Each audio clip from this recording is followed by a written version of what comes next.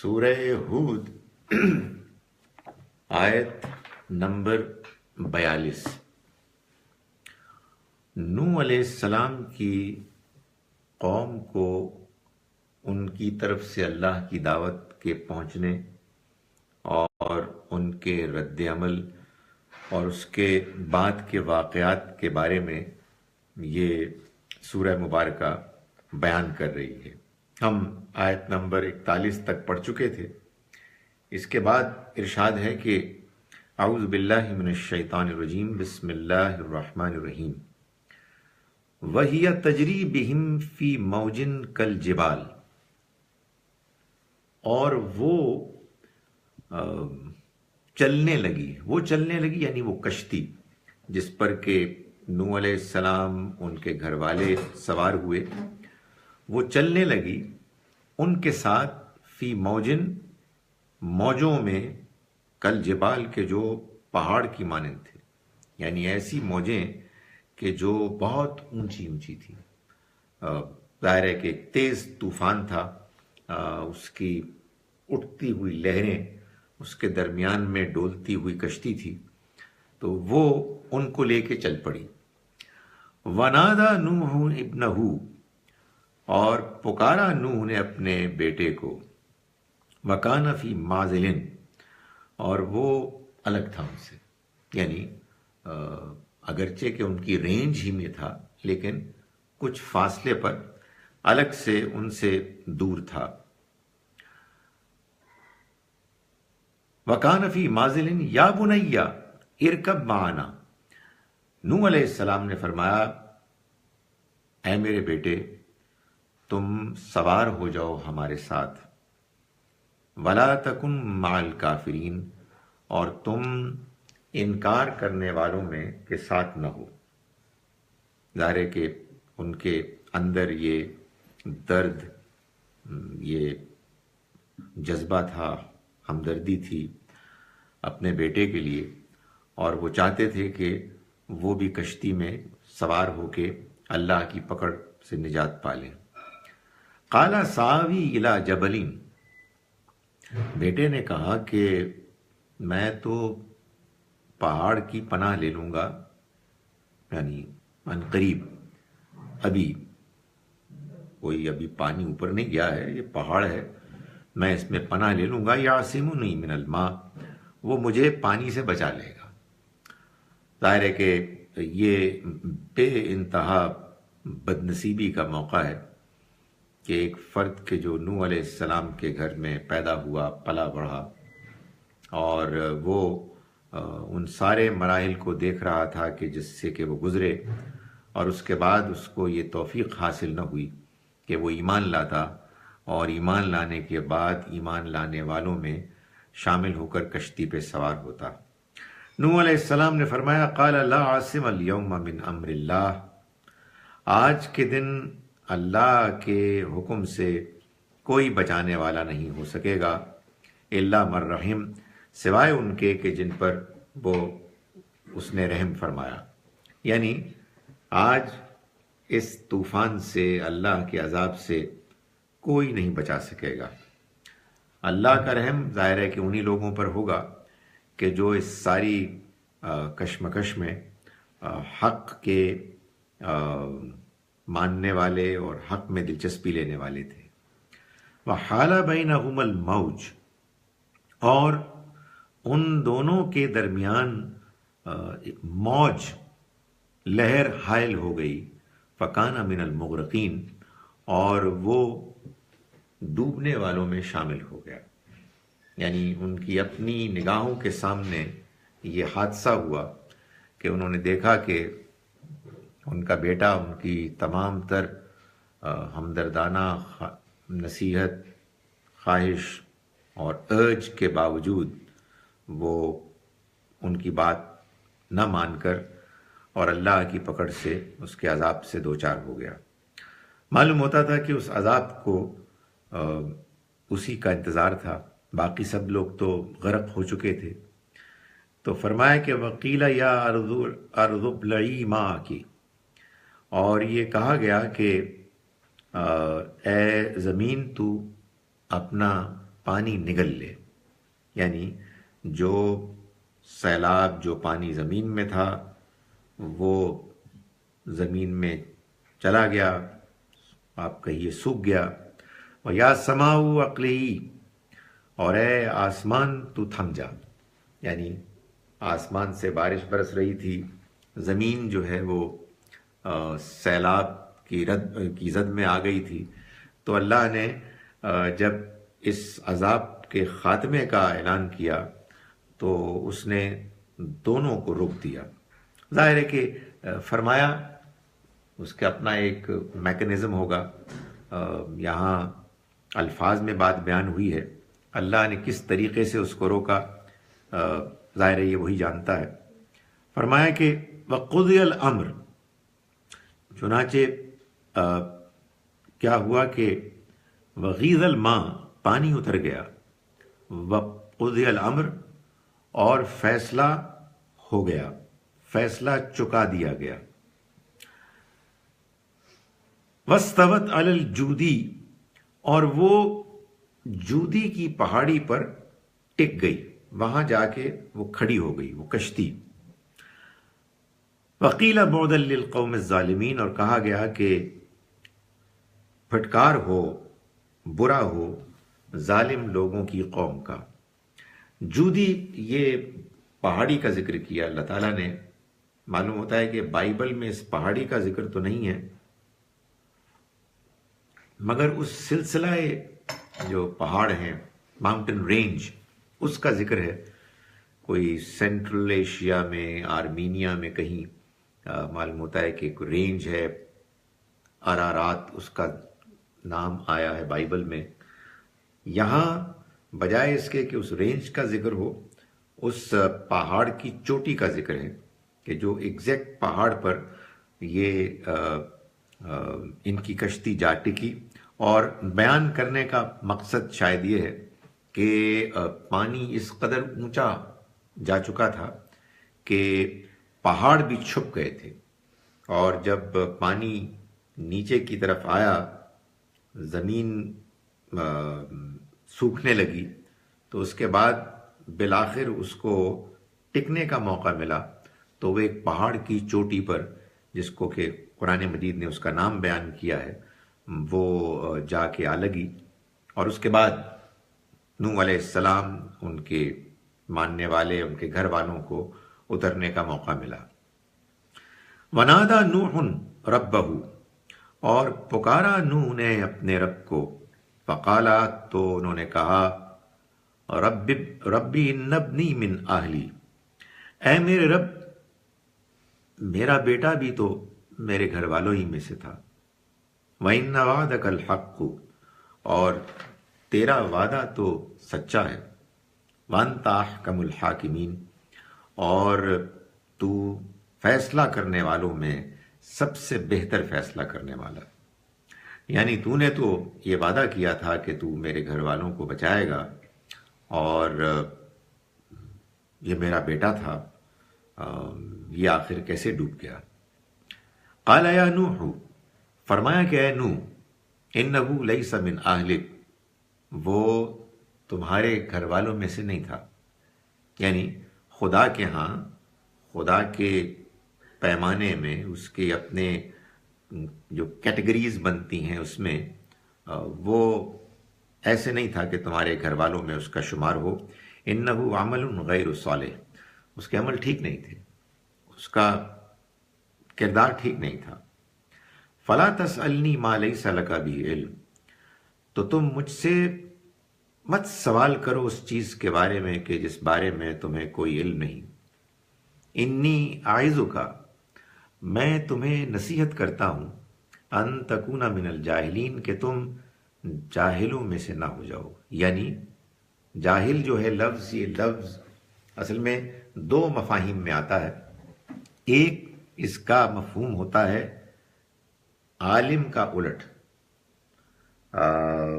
جو نہیں، جو جانتا ہے، جاہل وہ کہ جو نہیں جانتا۔ لیکن ایک اور اسی کا مفہوم ہوتا ہے کہ جو حلیم کے الٹ کے مفہوم میں آتا ہے، یعنی وہ کہ جو بردبار ہے، وہ کہ جو اپنے اوپر قابو پاتا ہے جذبات پر، اور جو جاہل ہے وہ جذباتی، جو اپنے جذبات کی روح میں بہہ جاتا ہے. جیسا کہ قرآن مجید میں سورہ نساء میں اللہ تعالیٰ نے فرمایا کہ اللہ نے یہ طے کیا ہوا ہے کہ وہ لوگ کہ جو گناہ کریں گے بجہالت، من یعمل سوء بجہالت، جذبات میں بہہ کر، ثم یتوبون من قریب، پھر وہ فوراً ہی توبہ کر لیں گے. تو اللہ تعالیٰ نے یہ وہاں فرمایا ہے، سورہ نساء کی آیت نمبر 16 ہے یا 17 ہے، کہ اللہ تعالیٰ ایسے لوگوں کی توبہ کو قبول کرنے کا وعدہ کرتا ہے، یعنی اس نے ان کی توبہ قبول کرنا لکھ لیا ہے. تو یہ وہی جاہل، یعنی جذبات میں بہہ جانے والا. اس میں 2-3 چیزیں قابل غور ہیں. ایک بات تو بڑی واضح ہے کہ اللہ تعالیٰ نے جب اپنے پیغمبر کے بیٹے کے بارے میں کوئی رعایت نہیں رکھی تو پھر ظاہر ہے کہ کسی دوسرے کے لیے اس معاملے میں چھوٹ کا کیا امکان. کہنے کا مقصد یہ ہے کہ اللہ کے ہاں حساب کتاب کے معاملے میں آخری درجے میں انصاف ہوگا، جس میں کہ اگر کسی کی جانب سے رویہ ٹھیک ہوگا، وہ حق کے معاملے میں سنجیدہ اور دلچسپی لینے والا ہوگا، خواہ کسی خاندان سے کیوں نہ ہو، خواہ وہ اللہ کے دین اور اللہ کے رسولوں کے دشمن کے ہی خاندان سے کیوں نہ ہو، بیٹا کیوں نہ ہو، بیوی کیوں نہ ہو، لیکن رویہ ٹھیک ہے تو اس کو اللہ کے ہاں لازماً کامیابی حاصل ہوگی. اور وہ لوگ کہ جو حق کے معاملے میں ضد، ہٹ دھرمی، انکار، عدم دلچسپی میں مبتلا ہے، خواہ ان کا اللہ کے کسی پیغمبر سے کتنا ہی قریب ترین تعلق کیوں نہ ہو، ان کو اللہ کے ہاں ان کے غلط رویے پر کوئی رعایت نہیں ملے گی. بلکہ اس سے آگے بڑھ کر حقیقت یہ ہے کہ جو اللہ کا اصول، ضابطہ، اس کا قاعدہ ہے، اس میں یہ بات بھی پیش نظر ہوتی ہے حساب کتاب لینے کے معاملے میں کہ کس کے حالات کیسے تھے، کس کا ماحول کیسا تھا. ظاہر ہے کہ وہ لوگ کہ جو اللہ کے پیغمبروں کے خاندان سے تعلق رکھتے ہیں، ان کو تو وہ بہترین موقع ملے، وہ بہترین ماحول ملا کہ جو اللہ کے پیغمبروں کی موجودگی میں ان کے خاندان کے میں جو ایک ماحول بنا، جو ایک انوائرنمنٹ بنی، اس میں اگر کوئی شخص ہدایت سے محروم ہوتا ہے تو اس کے پاس تو ایکسکیوز بہت تھوڑا رہ جاتا ہے. یہ بھی ایک بات ہے جو ظاہر ہے کہ پیش نظر رہنی چاہیے. لیکن ایک اور بڑی عجیب بات ہے کہ جو ان آیات کو پڑھتے ہوئے انسان کے ذہن میں آتی ہے، اور وہ یہ ہے کہ نوح علیہ السلام اللہ کے پیغمبر تھے، چنانچہ وہ اللہ کی طرف سے سب سے زیادہ ہدایت یافتہ تھے. وہ جانتے تھے کہ اللہ کے کیا فیصلے ہیں، اللہ کے ہاں کیا اصول ہیں، اور بہت سمجھدار بھی تھے. ظاہر ہے کہ دوسری اور خوبیوں کے علاوہ پیغمبروں سے زیادہ کوئی سمجھدار نہیں ہوتا. کہنے کا مقصد یہ ہے کہ اس سب کے باوجود اور اس حقیقت کو سامنے رکھتے ہوئے کہ ان کا بیٹا کہیں اتفاق سے تو نہیں ڈوبا، ان کے سامنے ہی تھا. He must have been doing whatever he did right in front of him. اور سب سے زیادہ تو انہوں نے دیکھا ہوگا کہ یہ کیا کر رہا ہے. سب سے ہمدردی سے تو انہوں نے اس کو دعوت دی ہوگی. یہ بات تو نہیں ہے کہ انہوں نے جس دن عذاب آیا اس دن اپنے بیٹے کو کہا کہ تم تم کشتی پہ سوار ہو جاؤ. انہوں نے تو روزانہ ہی کہا ہوگا اور مختلف طریقوں سے کہا ہوگا، جیسے قرآن نے بیان کیا ہے کہ نوح علیہ السلام صبح و شام، رات دن، اکیلے میں، مجمع میں، ہر طرح سے انہوں نے سمجھایا. جب سب کو سمجھایا تو یہ کیسے ممکن ہے کہ انہوں نے اپنی اولاد کو نہ سمجھایا ہو؟ تو پھر اس کے بعد نوح علیہ السلام رائٹ ایٹ دا کلائمیکس اللہ تعالیٰ سے پھر یہ کہہ رہے ہیں، خالی اللہ تعالیٰ سے نہیں، اس کو بھی کہہ رہے ہیں کہ تم آ جاؤ، اب عذاب کے اثرات سامنے آ گئے ہیں، اور اس وقت اسے کہہ رہے ہیں کہ تم کافروں کے ساتھ پیچھے رہ جانے والوں میں نہ رہ جاؤ، تم کشتی میں. وہ جو آپ بات کہہ رہے ہیں وہ بالکل صحیح کہہ رہے ہیں، وہ ایک پہلو ہے. اور میں جو ایک اور بات کہہ رہا ہوں کہ اللہ تعالیٰ کا فیصلہ آ گیا، اور پھر وہ کہہ رہے ہیں جی یہ کیا ہوا نا بات. اور ہم بات کس کی کر رہے ہیں؟ ہم بات پیغمبر کی کر رہے ہیں کہ جو اللہ تعالیٰ کے حد درجے فرما بردار، اس کے حکم کے سامنے سر تسلیم خم کرنے والے. پرابلم سمجھ میں آئی آپ کو؟ اس کا جو جواب میرے ذہن میں آتا ہے وہ یہ ہے کہ پیغمبر جو ہیں وہ حد درجے اللہ کے فرما بردار ہوتے ہیں، حد درجے نیک ہوتے ہیں، حد درجے حساس ہوتے ہیں، حد درجے محبت کرنے والے، حد درجے ہمدرد ہوتے ہیں.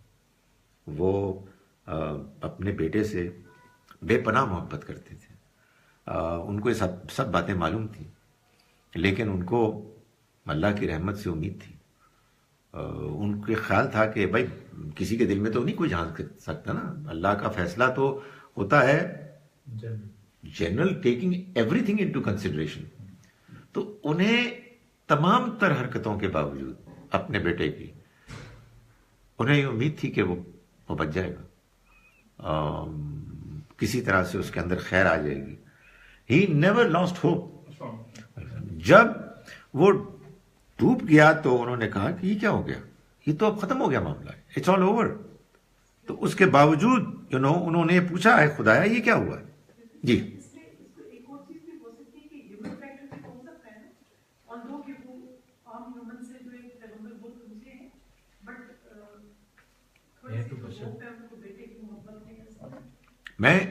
میں اس ہیومن فیکٹر کو کہہ رہا ہوں کہ وہ ایک خوبی ہے، یعنی اور تمام تر خوبیوں کے ساتھ ساتھ یہ بھی ایک خوبی ہے کہ یعنی ایسا نہیں ہے کہ یہ کوئی کمزوری ہے.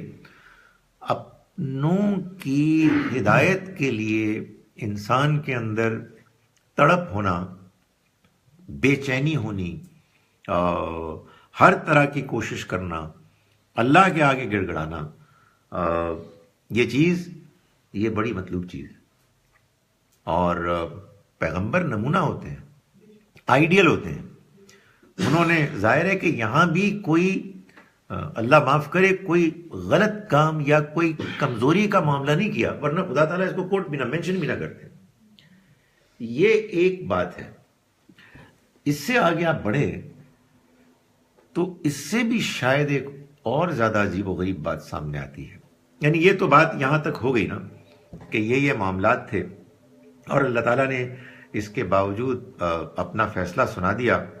وہ فیصلہ سامنے آ گیا اور وہ پھر اللہ کی طرف سے اب امپلیمنٹ ہو گیا. مگر اسی کا ایک دوسرا پہلو یہ ہے جو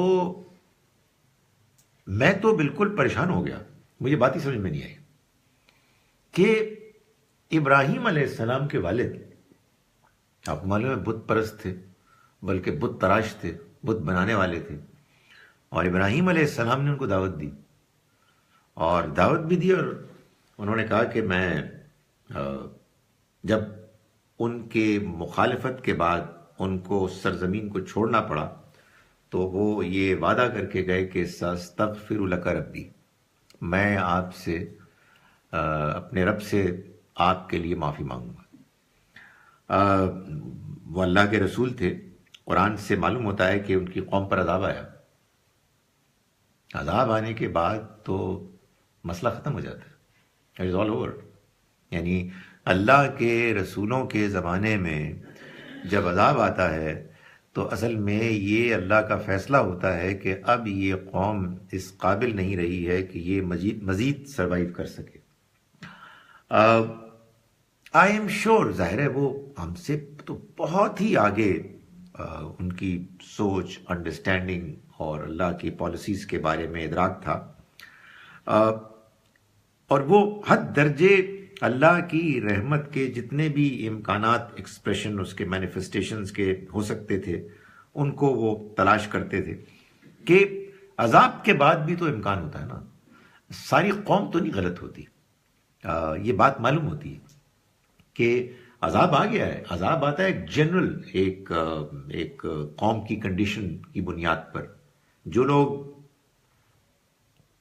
ہجرت نہیں کرتے وہ عذاب سے دوچار ہو جاتے ہیں، مگر کچھ لوگ ایسے بھی تو ہوتے ہیں کہ جو ہجرت نہیں کرتے ہیں اپنی کمزوری کی وجہ سے، کوئی وقتی کوئی پرابلم آ جاتی ہے.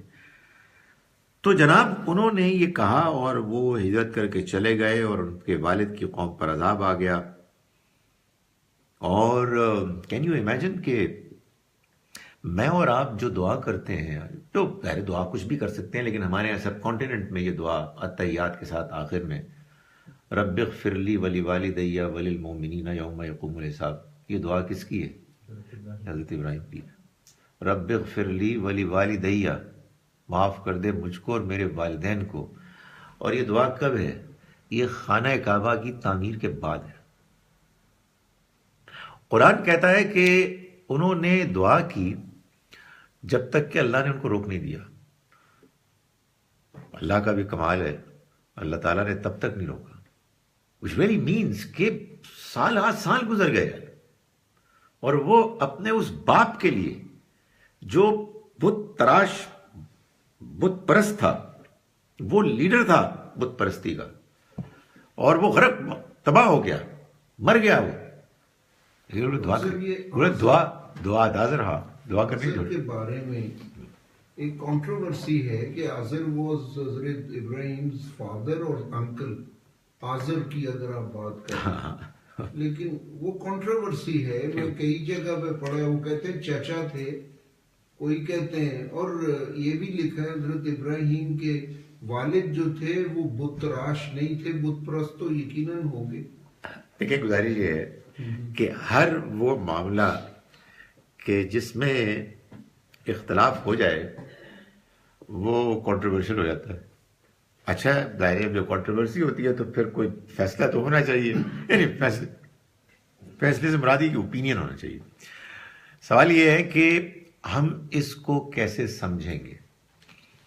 قرآن مجید میں اللہ تعالیٰ نے جو زبان استعمال کی ہے اس کے بارے میں خود یہ فرمایا ہے کہ یہ زبان بلسان عربی مبین ہے، واضح عربی، اعلیٰ ترین، صاف ستھری.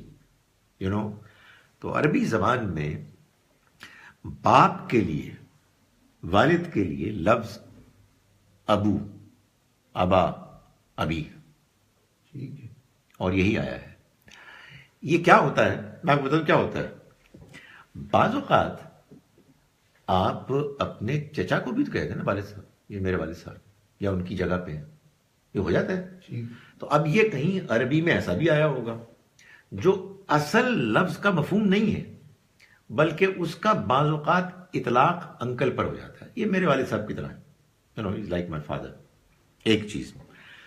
مگر دوسرا یہ سوال پیدا ہوتا ہے کہ اوکے، اگر آپ کی بات صحیح ہے تو پھر یہ اوپینین ہے ہی کیوں، یہ کنٹروورسی کیوں آئی.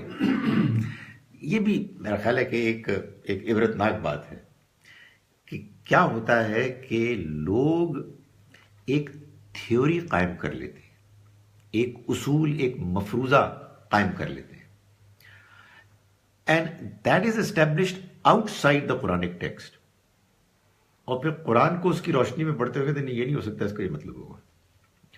وہ تھیوری کیا ہے کہ جو اللہ کے پیغمبر ہوتے ہیں ان کی نیچے اور اوپر وہ ریس جو ہوتی ہے وہ ٹھیک ہوتی ہے. خاص طور پر اوپر سے جب وہ آ رہے ہیں تو وہ بالکل یعنی نجیب الطرفین اور بہترین خاندان اور اس سے ان کا تعلق ہوتا ہے. تو اب یہ تھیوری خراب ہوتی ہے ادھر. تو جب تھیوری خراب ہوتی ہے تو والد صاحب کو چچا بنا لینے میں کیا رہے ہے. تو یہ یوں ہوتا ہے. پر بات یہ ہے کہ تھیوری آپ کو قرآن سے نکالنی چاہیے. جب قرآن مجید کی بات میں وہ فٹ نہیں بیٹھ رہی تو وہ تھیوری آپ واپس لے لیں اور کہیں کہ قرآن یہ کہہ رہا ہے. لیکن ہوتا کیا ہے, لوگ اس کو اون کرتے ہیں اور اس کو ایڈجسٹ کرتے ہیں. تو قرآن نے تو یہ بات بڑے واضح طریقے پہ بتائی. لیکن میں جو اپنی طرف سے جو حیرت کا میں اظہار کر رہا ہوں وہ یہ ہے کہ ان دونوں عظیم اللہ کے پیغمبروں نے, ایک نے اپنے بیٹے کے بارے میں اور ایک نے اپنے والد کے بارے میں جو رویہ اختیار کیا, حقیقت یہ کہ آپ سوچیں کہ وہ آپ اس کو کمزوری کہہ رہے ہیں, یعنی یہ اعلیٰ ترین کردار ہے کہ ایک جانب اصولوں کے ساتھ وابستگی, اللہ کے ساتھ اخلاص, اس کی فرما برداری, اور دوسری جانب ہمدردی, محبت, تعلق. معلوم ہوتا ہے یہ بھی مطلوب ہے ہیومن اینگل جی, اور اس کو نہیں چھوڑنا آپ نے. یہ چیز اللہ تعالیٰ اس کی تعریف کرتے ہیں. شاید اسی سورہ میں یا آگے چل کے ایک اور سورہ میں جو قریب آنے والی ہے اس میں ہم یہ دیکھیں گے کہ فرشتے آئے ابراہیم علیہ السلام کے ہاں ان کو ایک بیٹے کی خوشخبری دینے, اور وہی فرشتے تھے کہ جو آگے لوط علیہ السلام کی قوم پر عذاب نازل کرنے کے لیے آئے تھے. تو ابراہیم علیہ السلام نے بحث کی اور اللہ تعالیٰ سے باقاعدہ بحث کی کہ اگر یہ بستی جس پہ تو عذاب ڈالنے والا بھیجنے والا ہے, اس میں اگر اتنے افراد ہوں, وہ ایک خاص تعداد سے شروع ہوئے, 50 ہوں, 45 ہوں, 40 ہوں, کرتے گئے. تو جب وہ 10 پہ آئے تو اللہ تعالیٰ نے فرمایا کہ نہیں, وہ اتنے بھی نہیں ہیں, اور اب چھوڑ دو تم ابراہیم. یعنی معلوم ہوتا ہے میں جو کہہ رہا ہوں وہ یہ کہ ہمارے ہاں تو آئی ڈونٹ نو, انفارچونیٹلی بعض اوقات مذہبی ذہن بہت سخت ہو جاتا ہے, بہت کرخت ہو جاتا ہے. یہاں معلوم ہوتا ہے کہ آخری درجے میں ہمدردی ہے کہ جس میں اللہ تعالیٰ سے امید ہے کہ ابھی بھی کوئی معافی ہو جائے گی, اور یہ اسی وقت پھر پیغمبروں کے ذریعے سے سختی سامنے آتی ہے جب اللہ تعالیٰ کی طرف سے فیصلہ آیا تھا کہ نہیں, اب نو لینینسی اینی مور. جیسے کہ قرآن مجید میں ایک دو جگہوں پایا ہے, یا ایھا النبی جاہد الکفار والمنافقین واغلظ علیہم. اے پیغمبر آپ ان انکار کرنے والوں اور منافقین سے جہاد کیجئے اور سختی کیجئے.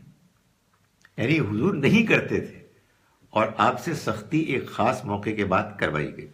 تو یہ وہ معاملہ ہے کہ جو میں چاہتا تھا کہ میں پوائنٹ آؤٹ کروں. ڈاکٹر صاحب ایک اور چیز I'm sure he is close enough. جی ہم لیٹ آئے ہیں لیکن اس میں ایک آیت گزری, یقیناً آپ نے پڑھی ہوگی, وہ یعنی جسٹ ناؤ, اس میں کہ وہ جب حضرت ابراہیم باری تعالیٰ سے عرض کرتے ہیں کہ جب کہ میرا بیٹا ہے ان میں, جب وہ باری تعالیٰ فرماتا ہے کہ میں ابھی طوفان لانے والا ہوں, تو ادھر سے جواب ملتا ہے کہ وہ تمہارا اہل نہیں ہے.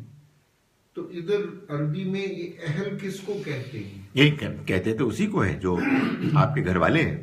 لیکن اس سے یہ بات معلوم ہوئی کہ پیغمبروں کی آل اولاد وہ وہی ہیں کہ جو ان کی اولاد ہوتی ہے, لیکن ان میں سے وہ کہ جو انکار کی روش اختیار کر کے اپنے آپ کو آخری حد تک گمراہی میں مبتلا کر دیتے ہیں, تو خدا تعالیٰ کے ہاں اس کی اپنی جو کیٹیگری ہے اس میں پھر وہ ان کی اولاد, ان کے خاندان والے نہیں مانے جاتے. یہ بالکل وہی بات ہے کہ آخرت میں اللہ تعالیٰ نے یہ بتایا ہے کہ جنت میں وہ والدین کے جو ایمان اور نیک اعمال کے ساتھ جائیں گے اور ان کی اولاد بھی کے جو ایمان اور نیک اعمال کے ساتھ جائے گی, ان سب کو اللہ ملا دیں گے پھر, اور وہ ہمیشہ کے لیے اس میں رہیں گے. لیکن ظاہر ان میں وہ شامل نہیں ہوں گے کہ جو اس منیمم ایکسپیکٹڈ لیول جو ہے اس کو کوالیفائی نہیں کر سکیں گے, تو وہ اس خاندان سے نکل جائیں گے. یعنی یہاں اللہ نے ایک خاندان کو موقع دیا جینے کا آپس میں مل کے. یہ تو ظاہر ہے کہ چند سال کا ایک آپس میں مل رہنے کا تجربہ تھا, لیکن اس کے بعد جب آخرت میں حساب کتاب ہوگا اور ان میں سے بہت سے وہ ہیں کہ جو کامیاب ٹھہریں گے ان کو وہاں بھی ایک خاندان کی حیثیت سے مل کے رہنے کا موقع ملے گا، البتہ یہ کہ جو کوالیفائی نہیں کریں گے پھر وہ اس خاندان سے نکل جائیں گے۔ تو اللہ تعالیٰ نے یہ بات یہاں فرمائی ہے کہ اس کا عمل ٹھیک نہیں تھا۔ اس کا مطلب ہے کہ یہ بات آپ سے پہلے بھی میں سن چکا ہوں، آپ نے خود ہی اس کو ایکسپلین کیا تھا۔ اس کا مطلب تو یہی ہوا کہ آل نبی وہی ہیں جو ان کے ماننے والے، ایبسلیوٹلی، یعنی تمام ماننے والے۔ ہم اپنے آپ کو آل محمد صلی اللہ علیہ وسلم کہہ سکتے ہیں اس ناطے سے۔ جی، یعنی جب ہم یہ درود پڑھتے ہیں آل ابراہیم اور پھر نبی صلی اللہ علیہ وسلم کے لیے، تو اس میں یقیناً ان کا خاندان ہے اور ان کے وہ افراد ہیں کہ جو ایمان لائے، اور اسی کے ساتھ تمام وہ سب کے جو ایمان لائے اور نیک اعمال کر کے اس میں شامل ہو گئے، تو یہ اس میں شامل ہے۔ اس کا ذکر بھی آگے بھی آئے گا۔ قال ربی انی اعوذ بک ان اسألک ما لیس لی بہ علم۔ نوح نے عرض کیا کہ اے میرے رب، میں تیری پناہ مانگتا ہوں کہ تجھ سے کوئی ایسی چیز مانگوں جس کا مجھے علم نہیں ہے۔ یعنی یہ بات کیسے ہو سکتی ہے کہ میں تجھ سے وہ بات اس کی فرمائش کروں، اس کا تقاضا کروں جو میں جانتا ہی نہیں ہوں کہ میں نہیں کر سکتا، مجھے اس کا تقاضا نہیں کرنا چاہیے۔ وَإِلَّا تَغْفِرْ لِي وَتَرْحَمْنِي أَكُن مِّنَ الْخَاسِرِينَ، اور اگر تو مجھ کو معاف نہ کرے گا اور مجھ پر رحم نہ فرمائے گا تو میں نقصان اٹھانے والوں میں سے ہو جاؤں گا۔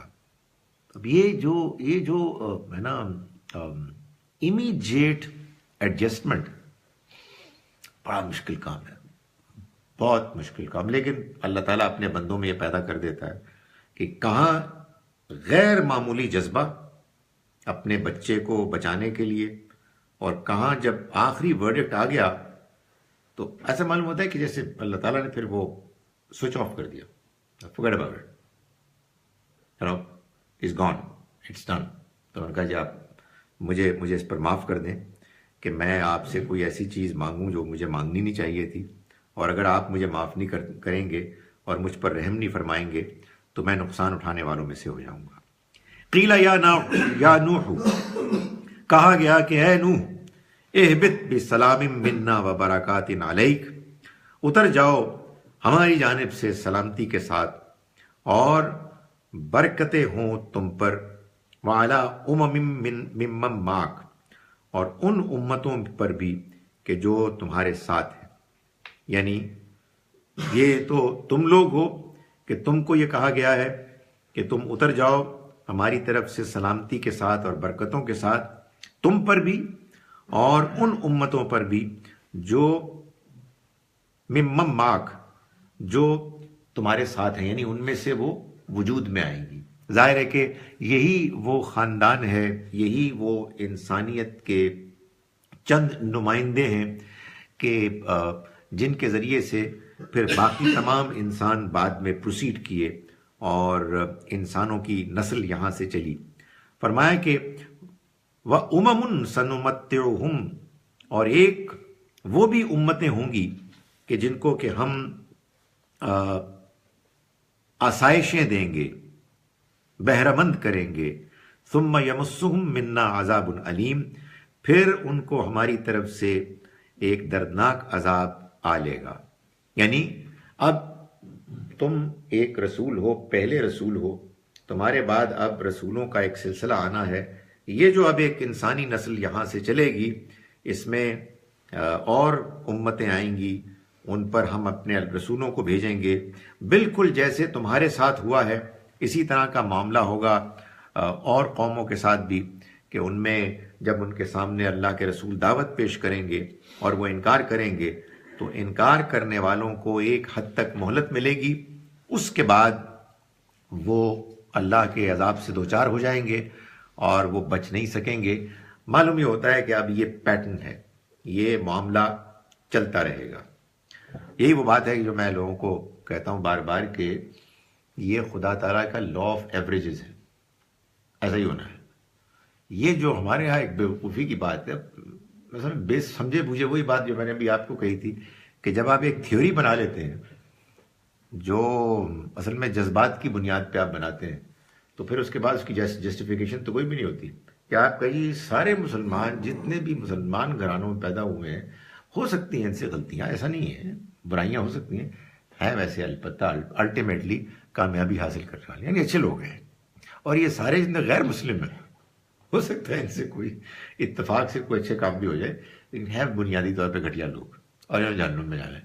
یہ ایسا نہیں ہوتا خدا کے یہاں، یعنی اللہ تعالیٰ جب لوگوں کو پیدا کرتا ہے تو ایوریج ہوتی ہے، کچھ اچھے ہو جاتے ہیں کچھ برے ہو جاتے ہیں، اس نے آزادی دی ہے۔ یہ بھی ہو سکتا ہے کہ بعض جگہوں پر بہت زیادہ اچھے ہو جائیں اور چند برے ہوں، بعض جگہ بہت زیادہ برے ہوں اور چند اچھے ہوں، بٹ یہ کیسے ہو سکتا ہے کہ جی اب یہ خاندان نکلا ہے اور اس خاندان کے جتنے بھی لوگ ہیں سارے کے سارے الحمدللہ، یہ خدا کے اس قانون کے بالکل خلاف ہے۔ لیکن ایک کیٹیگری تو اللہ نے خود کنڈیم کی نا، مشرکین جو کہ اللہ کے علاوہ بتوں کی یا اس کی اللہ کو ڈینائی کرتے ہیں، تو وہ کیا نہیں، مشرک جو ہیں وہ لوگ ہیں کہ جو شرک کرتے ہیں اور ان کے پاس کوئی جواز نہیں ہے اور وہ اس پر اصرار کرتے ہیں۔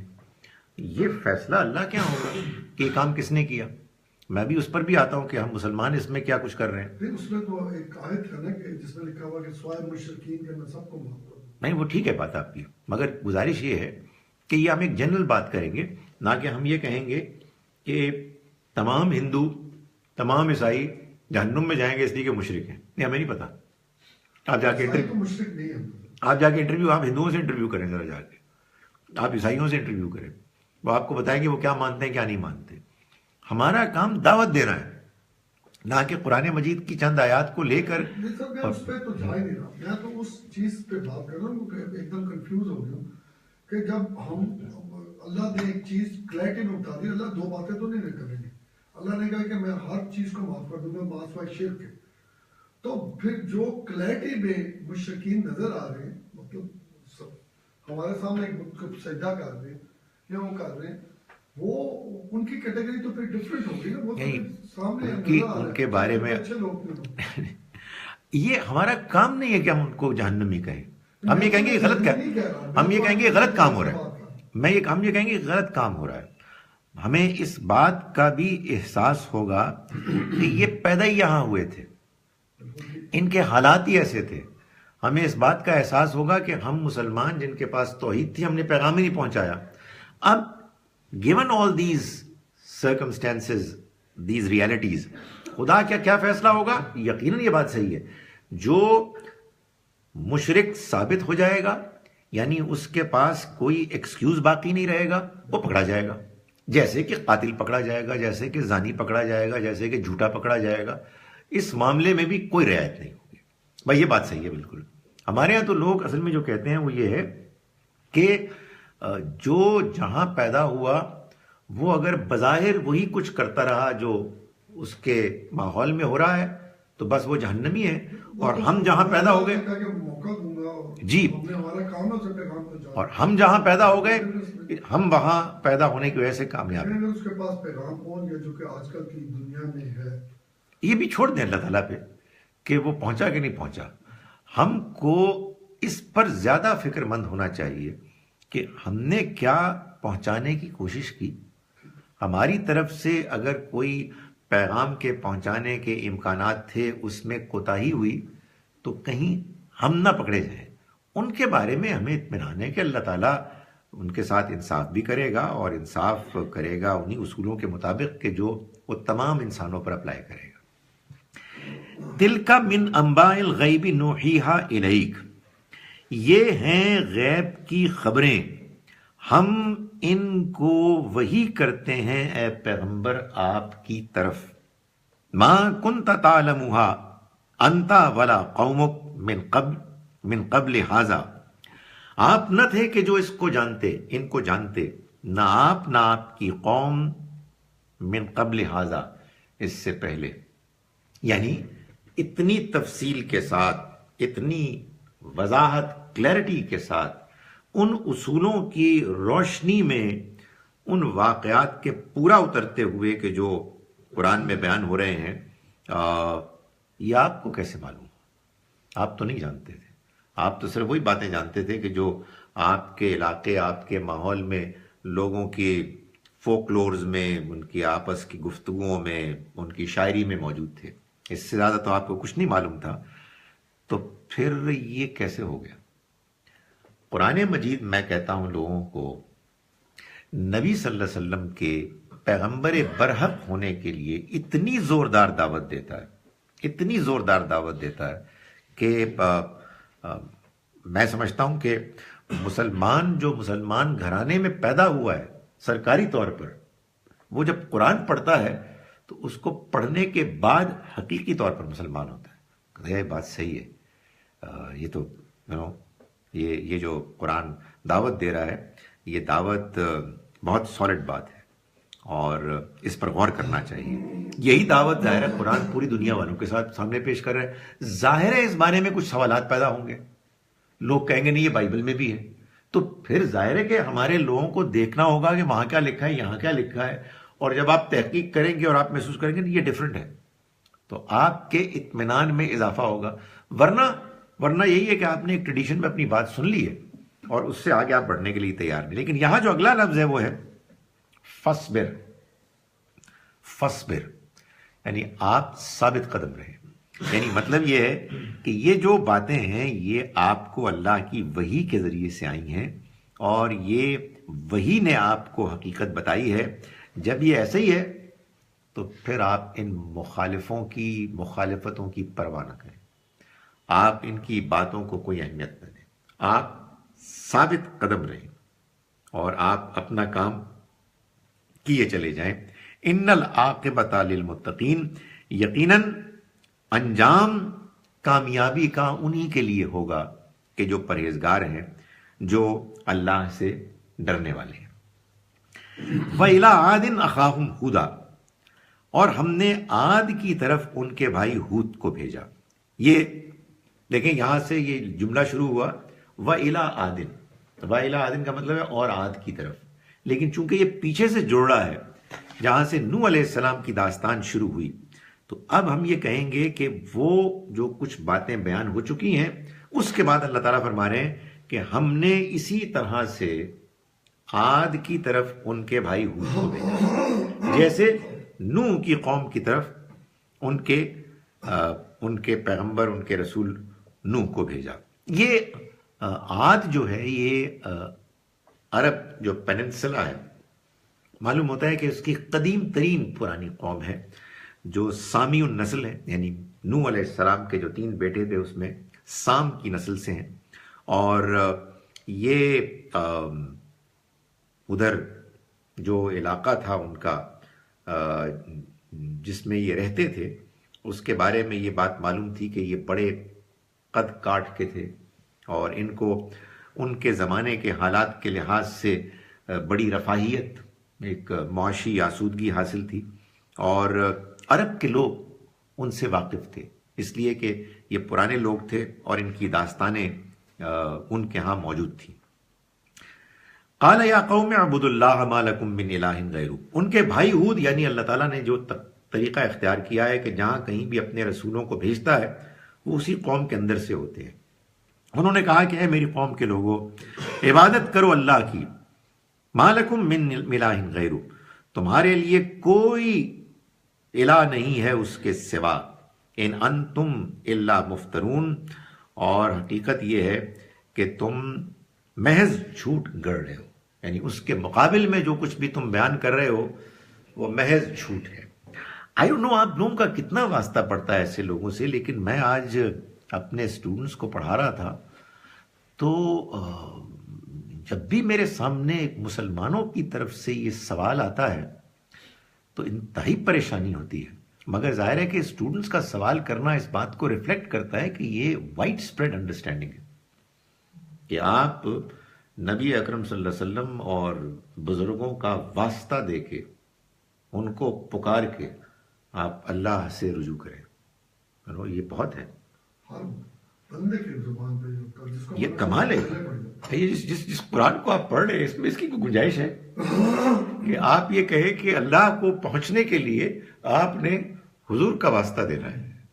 معلوم یہ ہوتا ہے کہ قرآن مجید کو سرے سے نہیں پڑھا جاتا، اور یہاں بھی بتایا جا رہا ہے، یعنی اس قدر یہ افسوسناک اور غمناک بات ہے کہ جن پیغمبر نے اتنی محنت، اتنے خلوص کے ساتھ یہ توحید کا پیغام لوگوں کے سامنے پیش کیا، ان کے ماننے والوں نے انہی کو ایک ذریعہ بنا دیا کہ اللہ تک پہنچنے کے لیے ہمیں آپ کے حوالے سے، آپ کے واسطے سے ہمیں پہنچنا ہے۔ تو وہ بھی یہی کہہ رہے ہیں کہ تمہارے پاس، تمہارے لیے اس کے سوا کوئی معبود نہیں ہے، اور تم یہ جو اس کے علاوہ بات کر رہے ہو تم محض جھوٹ گڑھ رہے ہو، اس کی کوئی حقیقت نہیں ہے۔ اب وہ کسی نے مجھے کہا آج کہ کیا سر یہ حقیقت نہیں ہے کہ یہ کائنات نبی صلی اللہ علیہ وسلم کے لیے بنائی گئی؟ میں نے کہا یار بات یہ ہے کہ قرآن مجید کو یہ بات کہنی چاہیے تھی، کہ یہ کائنات ان کے لیے بنائی گئی ہے۔ قرآن اللہ کی کتاب ہے، اس میں یہ بڑی اہم حقیقت واضح ہونی چاہیے تھی۔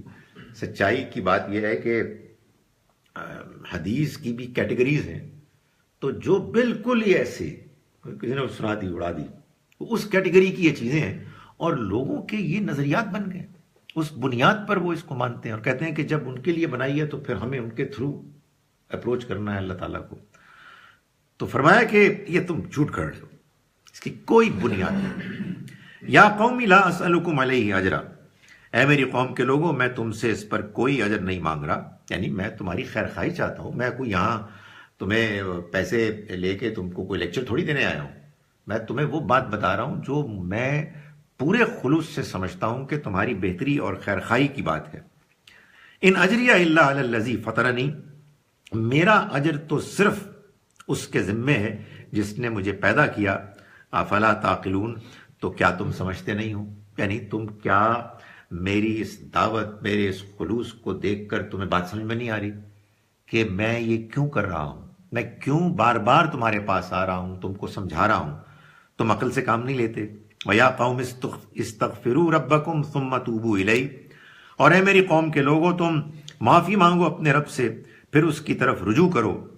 یہ اصل میں پوری بات ہے توبہ کی۔ توبہ کے دو آپ کہیے ایلیمنٹس ہوتے ہیں، ایک شرمندگی، ندامت، ریگریٹس، اور آدمی کے اندر احساس، یہی ہے نقطۂ آغاز، اور دوسرا اس کے بعد اس کی طرف رجوع کرنا، یعنی میں اپنے آپ کو ٹھیک کروں گا، تو میری بات سن لے، تو میری مدد کر۔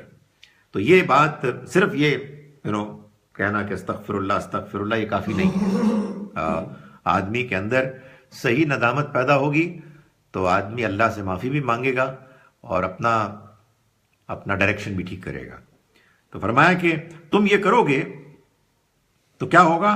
یرسل السماء علیکم مدرارا، آسمان سے اللہ تمہارے اوپر موسلا دھار بارش برسائے گا۔ اور ہمارے ایک دوست ہیں جو کینیڈا میں ہوتے ہیں، کبھی کبھی ہم سے وہ پڑھتے ہیں ترجمہ، اور وہ کبھی کبھی آتے ہیں، ان کا نام ہے مدرار۔ تو جب بھی بات میں کہتا ہوں یرسل السماء علیکم مدرارا، مدرار صاحب آگے، سو یہ مدرارا جو ہے نا، یہ موسلا دھار بارش۔ وَيَزِدْكُمْ قُوَّةً إِلَىٰ قُوَّتِكُمْ، اور وہ اضافہ کرے گا تم میں قوت پر مزید قوت کے ساتھ۔ وَلَا تَتَوَلَّوْا مُجْرِمِينَ، اور تم مجرم ہو کر منہ نہ پھرو، روگردانی نہ کرو۔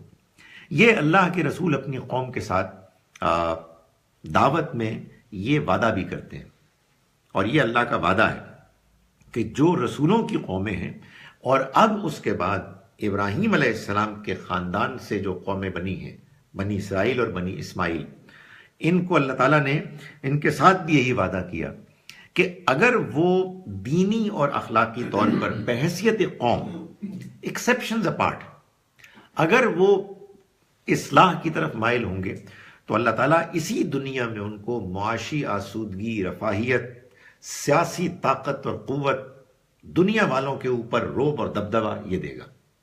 اور اگر نہیں ہوگا، اگر وہ نہیں کریں گے اور الٹ کریں گے اخلاقی اور دینی طور پر، تو رسولوں کے براہ راست مخاطبین وہ تو دنیا ہی میں رسوا ہو جائیں گے، پٹ جائیں گے اور ان پر عذاب آئے گا، لیکن اولاد ابراہیم کے بارے میں بتایا کہ وہ ذلیل ہوں گے، وہ رسوا ہوں گے، یعنی جس کو قرآن مجید نے کہا خزی فی الحیات الدنیا، دنیا کی زندگی میں رسوائی ان کو ملے گی۔ تو یہ اس دعوت کا ایک پہلو ہے۔ ظاہر ہے کہ آخرت ہے، آخرت کو جب آپ نے دنیا والوں کے سامنے پیش کرنا ہے تو دنیا نہیں مانتی سر، یعنی ماننے سے مراد یہ نہیں کہ زبانی نہیں مانتی، پریکٹیکلی نہیں مانتی۔ یعنی آپ لیکچر دے رہے ہیں آخرت پر، جواب دہی پر، کوئی وہاں سفارش قبول نہیں ہوگی، اللہ سب کچھ دیکھ رہا ہے۔ اس کے بعد آپ نوجوانوں سے کوئز لیں اور آپ دیکھیں کیسی نقل کریں گے، کتنی صفائی سے ایک دوسرے کی چیٹنگ کریں گے۔ یہ پریکٹیکل ہے، چوری، جھوٹ، سو یہ کیا ہے؟ یہ اصل میں اس حقیقت کے بارے میں سنجیدگی سے گریز ہے۔ تو اللہ تعالیٰ تو ظاہر ہے کہ اس ریالٹی کو دیکھنا چاہتا ہے نا، کہ جو انسان کے اندر داخل ہو۔ تو فرمایا کہ تم منہ موڑ کے، روگردانی کر کے نہ منہ موڑو۔ قالوا یا ہود، انہوں نے جواب دیا کہ اے ہود، ما جئتنا ببینۃ، تم کوئی معجزہ، واضح نشانی تو لے کے آئے نہیں ہو، مطلب باتیں ہم نے تمہاری سن لی ہیں، but where is the proof? وہ جب آپ ایسے لوگوں کی تقریر سنیں تو بندہ تھوڑی کی کہتا ہے یار بڑی زبردست بات کی اس نے، ویسے بائی دا وے آپ اس کی بات بڑی زبردست کی ہے، اتنے زوردار طریقے سے وہ کرتے ہیں۔ اور قرآن کا کمال یہ ہے کہ قرآن ان کی بات انہی کے الفاظ میں، یہ نہیں کہتا کہ دیکھو کیا بکواس کر رہے ہیں، نہیں، انہی کے الفاظ میں زوردار طریقے سے پیش کر دیتا ہے کہ اے ہود، تم کوئی نشانی تو لے کے آئے نہیں ہو۔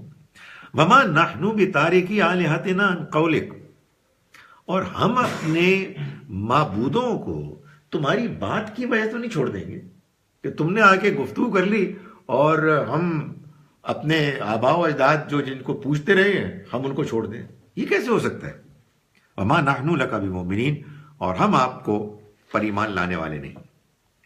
ان نقول الا تراک بعض آلہتنا بسوء، ہمارا تو خیال یہ ہے کہ آپ کے اوپر ہمارے معبودوں میں سے کسی کی مار پڑی ہے، آپ نے جو ان کے خلاف یہ باتیں کی ہیں نا، تو لگتا یہ ہے کہ یہ آپ کے جو اس وقت حالات ہیں، ظاہر ہے کہ آزمائشیں تو ہوتی تھیں رسولوں کے ساتھ، تو لگتا یہ ہے کہ جو آپ باتیں کر رہے ہیں اور یہ جو یہ جو آپ کی سچویشن ہے، آپ کے پاس لوگ بھی کمزور ہیں، تو معلوم یہ ہوتا ہے کہ یہ ہمارے بعض معبودوں کی آپ کے اوپر مار پڑی ہے۔ یہ وہی چیز ہے جو ہمارے سپرسٹیشن ہوتی ہے کہ وہ فنا کریں گے تو یہ ہو جائے گا، اور ان کو ناراض کر دیں گے تو یہ ہو جائے گا۔ قال انی اشہد اللہ واشہدوا انی بریء مما تشرکون، ظاہر ہے کہ یہ اتنی فضول اور بیکار بات تھی کہ ہود علیہ السلام نے فرمایا کہ میں اللہ کو گواہ ٹھہراتا ہوں اور تم بھی گواہ رہو کہ جنہیں تم اللہ کے سوا معبود بنا رہے ہو میں ان سے بالکل بری ہوں۔ I have got nothing to do with them، میں ان کے خلاف پورے زور و شور کے ساتھ اعلان کرتا ہوں کہ میرا ان کے ساتھ کوئی تعلق نہیں، میں ان کو اکنالج نہیں کرتا، میں ان کی حیثیت کو نہیں مانتا۔ من دونہ فکیدونی جمیعا ثم لا تنظرون، اس کے سوا یعنی اللہ کے سوا تم میرے بارے میں جو چال چلنا چاہتے ہو چلو، جو پلاننگ کرنا چاہتے ہو چلو، سارے کے سارے مل کے جمیعاً، ثم لا تنظرون، اور پھر تم مجھے بالکل مہلت نہ دو۔ اور تمہارا یہ خیال ہے کہ یہ تمہارے معبود ہیں کہ جو میرا بگاڑیں گے، تم میں سے سب جتنے ہیں تم مل جاؤ اور میرے خلاف تم پلاننگ کرو، میرے خلاف منصوبہ بندی کرو۔ انی توکلت علی اللہ، میں نے بھروسہ کیا اللہ پر، ربی و ربکم، جو میرا بھی رب ہے اور تمہارا بھی رب۔ ما من دابۃ الا هو آخذ بناصیتها، اور کوئی جاندار نہیں مگر یہ کہ اس کی چوٹی اسی کے ہاتھ میں، یعنی سب اس کے کنٹرول میں ہے۔ تم کس کی دھمکی مجھے دے رہے ہو؟ میں جس کو مانتا ہوں، میں جس کی عبادت کرتا ہوں، اس کے کنٹرول میں سارے ہیں، تو پھر اس کے بعد مجھے کسی سے ڈرنے کی کیا ضرورت ہے؟ یہ اعتماد ہوتا ہے اللہ کے پیغمبروں، اللہ کے رسولوں کا۔ اور حقیقت بھی یہی ہے کہ اگر آپ اللہ کو مانتے ہیں تو ظاہر ہے آپ یہ مانتے ہیں کہ وہ تو وہ ہے کہ جو سب کو کنٹرول کیے ہوئے ہے، تو اگر آپ کا اس پہ بھروسہ ہے، آپ کا اس کے ساتھ کانٹیکٹ ہے، آپ اس کے الائز ہیں، تو پھر اس کے بعد باقی کسی کی کیا حیثیت ہے؟ تو یہ انہوں نے بیان کیا. اور ایک اور بڑی خوبصورت بات انہوں نے بیان کی، ان ربی علی صراط مستقیم، میرا رب سیدھے راستے پر ہے. یعنی مطلب یہ ہے کہ اگر تم سیدھے راستے پر چلو، اگر تم سچے ہو، اگر تم توحید پر کاربند ہو، اگر تم اپنے اخلاق، اپنی فطرت کی روشنی کے مطابق تم اپنی زندگی گزارو، تو اللہ کو، اپنے رب کو سامنے پاؤ گے. یعنی تمہیں ہدایت پانے کے لیے کچھ نہیں کرنا سوائے اس کے کہ سیدھے راستے پر چل پڑو. وہ سیدھا راستہ کیا ہے؟ وہ سیدھا راستہ اخلاق کا، نیکی کا، توحید کا، سچائی کا ہے. اس پر تم چلو گے تو تم میرے رب کو وہاں پاؤ گے. ختم کر سکتے ہیں درمیان میں؟ اوپر ہو گیا، وہی میں کہہ رہا ہوں نا کہ اس کو یہیں پر کر دیتے ہیں. آج کی آیات کا میں ترجمہ کر رہا ہوں. پھر بسم اللہ الرحمن الرحیم. آیت نمبر 42 سے ہم نے شروع کیا تھا. وہی تجری بہم فی موجن کالجبال، اور وہ کشتی ان کو لے کر چلنے لگی موجوں میں، لہروں میں، جیسے کہ پہاڑ ہوں. ونادى نوح ابنہ، اور پکارا نوح نے اپنے بیٹے کو، وکان فی معزل، اور وہ ذرا الگ سے تھا. پکارا انہوں نے، یا بنیا، اے میرے بیٹے، ارکب معنا، تم سوار ہو جاؤ ہمارے ساتھ، ولا تکن مع الکافرین، اور تم انکار کرنے والوں کے ساتھ نہ ہو. قال سآوی الی جبل یعصمنی من الماء، اس نے کہا کہ میں ابھی کسی پہاڑ کی پناہ لے لوں گا، وہ مجھے پانی سے بچا لے. قال لا عاصم اليوم من امر اللہ الا من رحمہ، فرمایا آج اللہ کے حکم سے کوئی بچانے والا نہیں ہو سکتا مگر اس کے کہ جس پر وہ رحم فرمائے. وحال بینہم الموج، اور اتنے میں ان دونوں کے درمیان ایک لہر، موج حائل ہو گئی. وکان من المغرقین، اور وہ ڈوبنے والوں میں، غرق ہونے والوں میں ہو گیا. وقیل یا ارض ابلعی ماءکی ویا سماء اقلعی، اور وقیلا، اور حکم ہوا اے زمین اپنا پانی نگل لے، ویا سماء اقلعی، اور اے آسمان تھم جا. وغیض الماء، اور پانی اتارا گیا. وقضی الامر، اور فیصلہ چکا دیا گیا. واستوت علی الجودی، اور وہ جودی پر ٹک گئی. وقیل بعدا للقوم الظالمین، اور کہا گیا کہ ظالم قوم پر اللہ کی پھٹکار ہو. ونادى نوح ربہ، اور پکارا نوح نے اپنے رب کو. فقالا، تو کہا ربی ان ابنی من اہلی، اے میرے رب، میرا بیٹا میرے خاندان، میرے اہل میں سے تھا. وَإِنَّ وَعْدَكَ الْحَقُّ، اور تیرا وعدہ سچا ہے.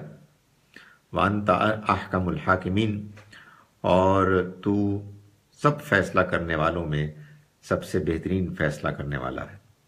قال یا نوح، اللہ نے فرمایا اے نوح، انہ لیس من اہلک، وہ تمہارے گھر والوں میں سے نہیں ہے.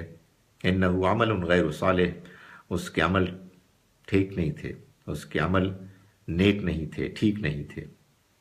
فلا تسألنی ما لیس لک بہ علم، تو نہ تم مجھ سے سوال کرو اس کا کہ جس کے بارے میں تمہیں کوئی علم نہیں.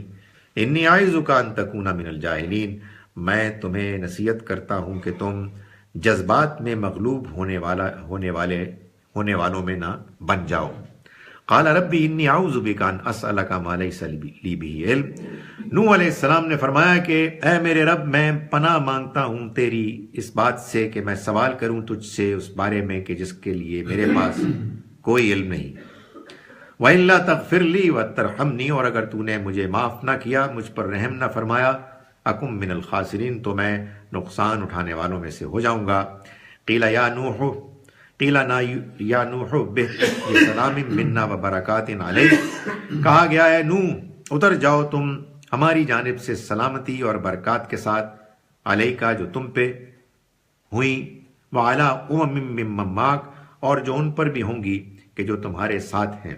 وَأُمَمٌ سَنُمَتِّعُهُمْ، اور ان میں یہ وہ امتیں بھی ابھریں گی کہ جن کو کہ ہم نوازیں گے، یعنی ہم ان کو جو ضرورتیں ان کو ان کی پورے کریں گے. ثم یمسہم منا عذاب علیم، پھر ان کے جرائم کے نتیجے میں ان کو ہماری طرف سے دردناک عذاب پکڑ لے گا. تلک من انباء الغیب نوحیھا الیک، یہ غیب کی ان خبروں میں سے ہے کہ جن کو ہم نے وحی کی آپ کی طرف ہے پیغمبر. ما کنت تعلمھا انت ولا قومک، آپ نہیں واقف تھے ان سے، آپ بھی اور نہ آپ کی قوم کے لوگ، من قبل ھذا، اس سے پہلے، فاصبر، چنانچہ آپ ثابت قدم رہیے. ان العاقبۃ للمتقین، یقیناً کامیابی انجام کی ان لوگوں کے لیے ہے کہ جو اللہ سے ڈرنے والے ہیں. وَإِلَىٰ عَادٍ أَخَاهُمْ هُودًا، اور اسی طرح سے ہم نے عاد کی طرف ان کے بھائی ہود کو بھیجا. قَالَ يَا قَوْمِ اعْبُدُوا اللَّهَ، انہوں نے کہا کہ میری قوم کے لوگوں اللہ کی عبادت کرو. مَا لَكُم مِّنْ إِلَٰهٍ غَيْرُهُ، تمہارے لیے اس کے سوا کوئی اور معبود نہیں. ان انتم الا مفترون، تم یہ جو کچھ کہہ رہے ہو ان کے بارے میں یہ کچھ نہیں سوائے جھوٹ کے کہ جو تم گڑھ رہے ہو. یا قوم لا اسألکم علیہ اجرا، اے میری قوم کے لوگوں، میں تم سے اس بارے میں اس کے لیے کوئی اجر نہیں مانگتا. ان اجریہ الا علی الذی فطرنی، میرا اجر تو اس کے ذمے ہے کہ جس نے مجھ کو پیدا کیا.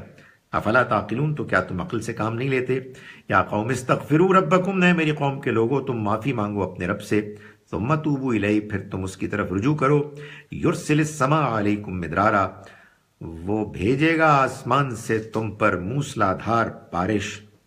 وَيَزِدْكُمْ قُوَّةً إِلَىٰ قُوَّتِكُمْ، اور وہ بڑھا دے گا تم میں قوت کے بعد مزید تمہاری قوت.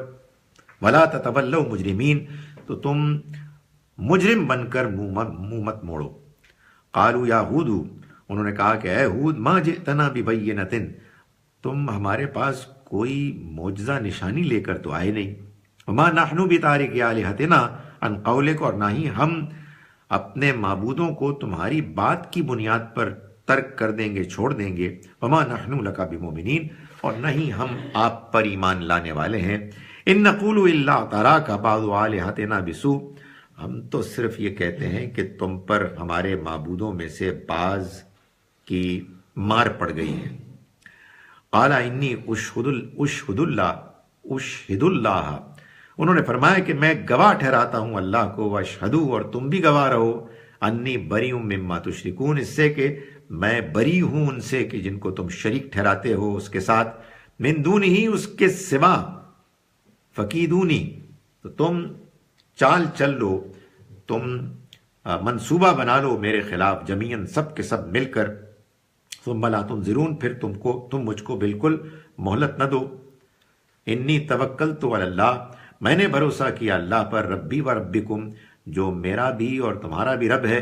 ما من دابۃ الا هو آخذ بناصیتها، کوئی جاندار نہیں مگر یہ کہ اس کی پیشانی اس کے ہاتھ میں ہے، اس کی مٹھی میں ہے. ان ربی علی صراط مستقیم، یقیناً میرا رب سیدھے راستے پر ہے. اقول قولی ھذا واستغفر اللہ لی.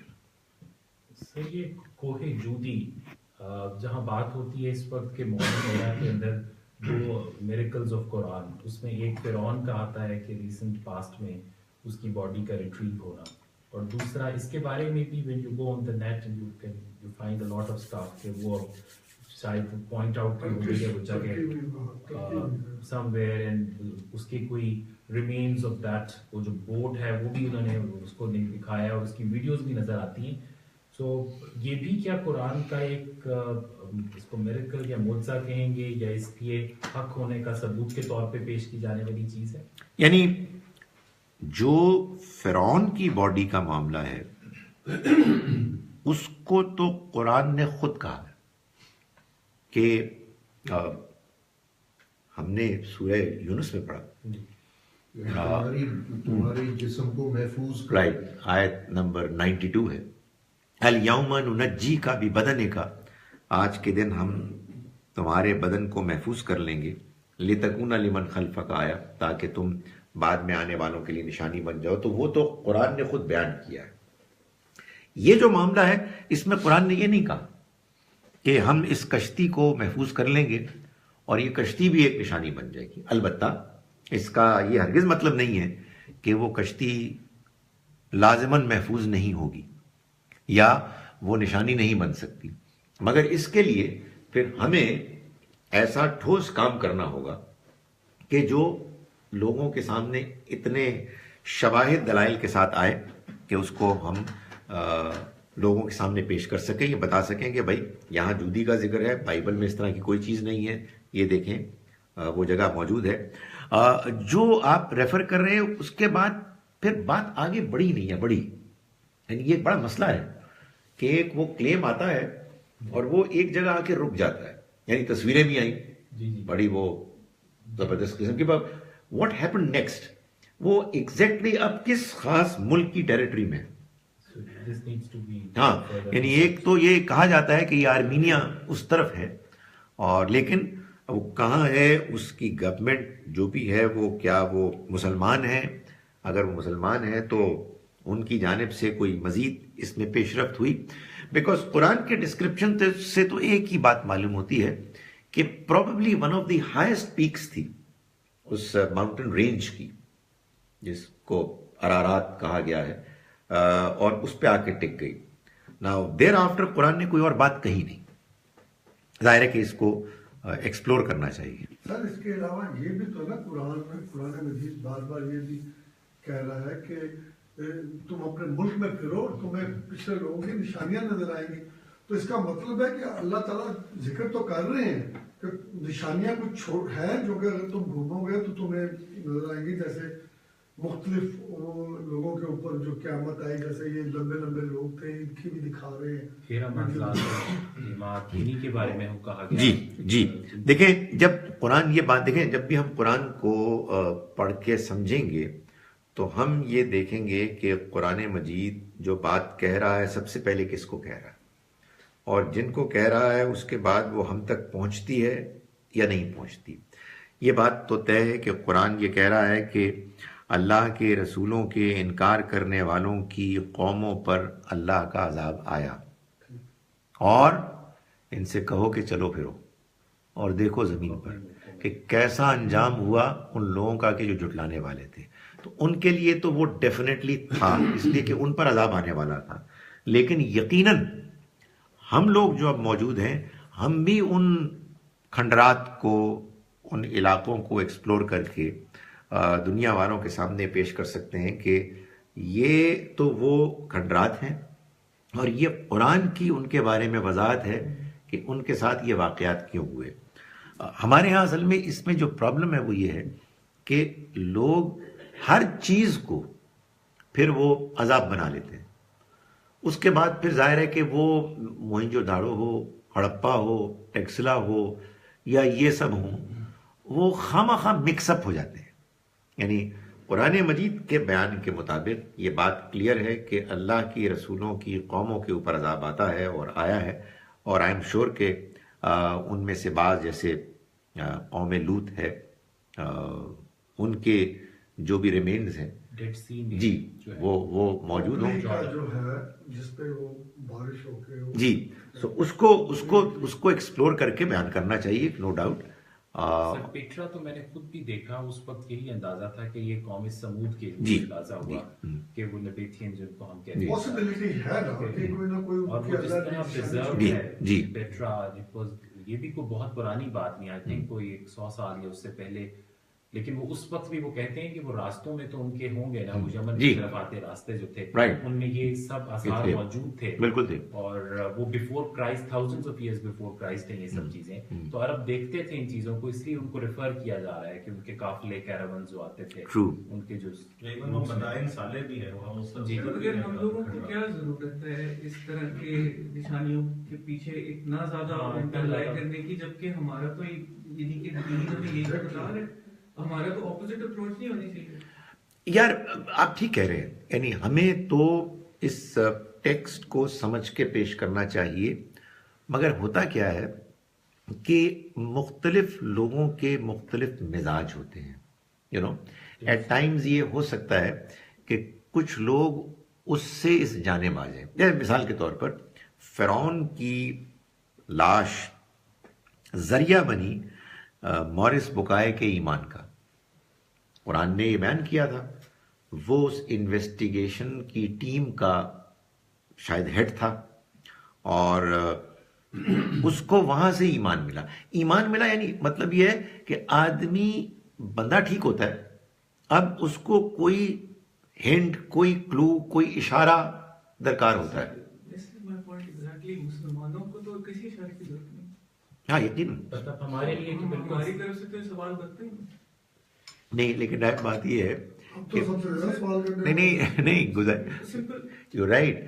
یہ آپ کہہ رہے ہیں ان مسلمانوں کے بارے میں کہ جو مسلمانوں کے ہاں پیدا ہونے کے بعد وہ سمجھ گئے بات کو. نہیں، میں یہ ان لوگوں کے بارے میں کہہ رہا ہوں. مجھے لگتا ہے کہ موسٹلی نا ہماری فطرت اس طرح کی ہو گئی ہے کہ we need some sort of. ہاں وہ آپ صرف اس وجہ سے نہیں، وہ ایک اور بات ہے، وہ ایک بڑی عجیب بات ہے. وہ میری اپنی آبزرویشن یہ ہے کہ جتنا زیادہ قرآن مجید نے لوگوں کو یہ نصیحت کی ہے کہ یہ جو حصی معجزات ہیں ان میں زیادہ دلچسپی لینے کی ضرورت نہیں ہے، اس لیے کہ یہ ہم نے اتارنے ہی نہیں ہے.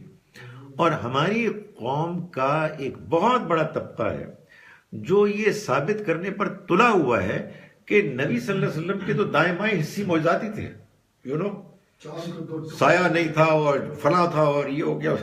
خدا کے واسطے اگر ایسا ہم نے بات کر دی سر، یہ کس کی کیا حقیقت؟ پتہ نہیں، قرآن مجید کو بتا دینا چاہیے تھا. وہ کہہ رہے تھے کہ جی آپ نشانیاں دکھائیں، تو قرآن مجید کو ایک آدھ آیت میں کہہ دینا چاہیے تھا ذرا میرا سایہ تو بتاؤ کدھر ہے.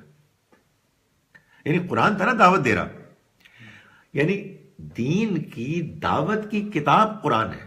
اور اللہ نے کہا کہ آپ نیچرل چیز سے ہٹ کے میں نے کوئی چیز دیکھی.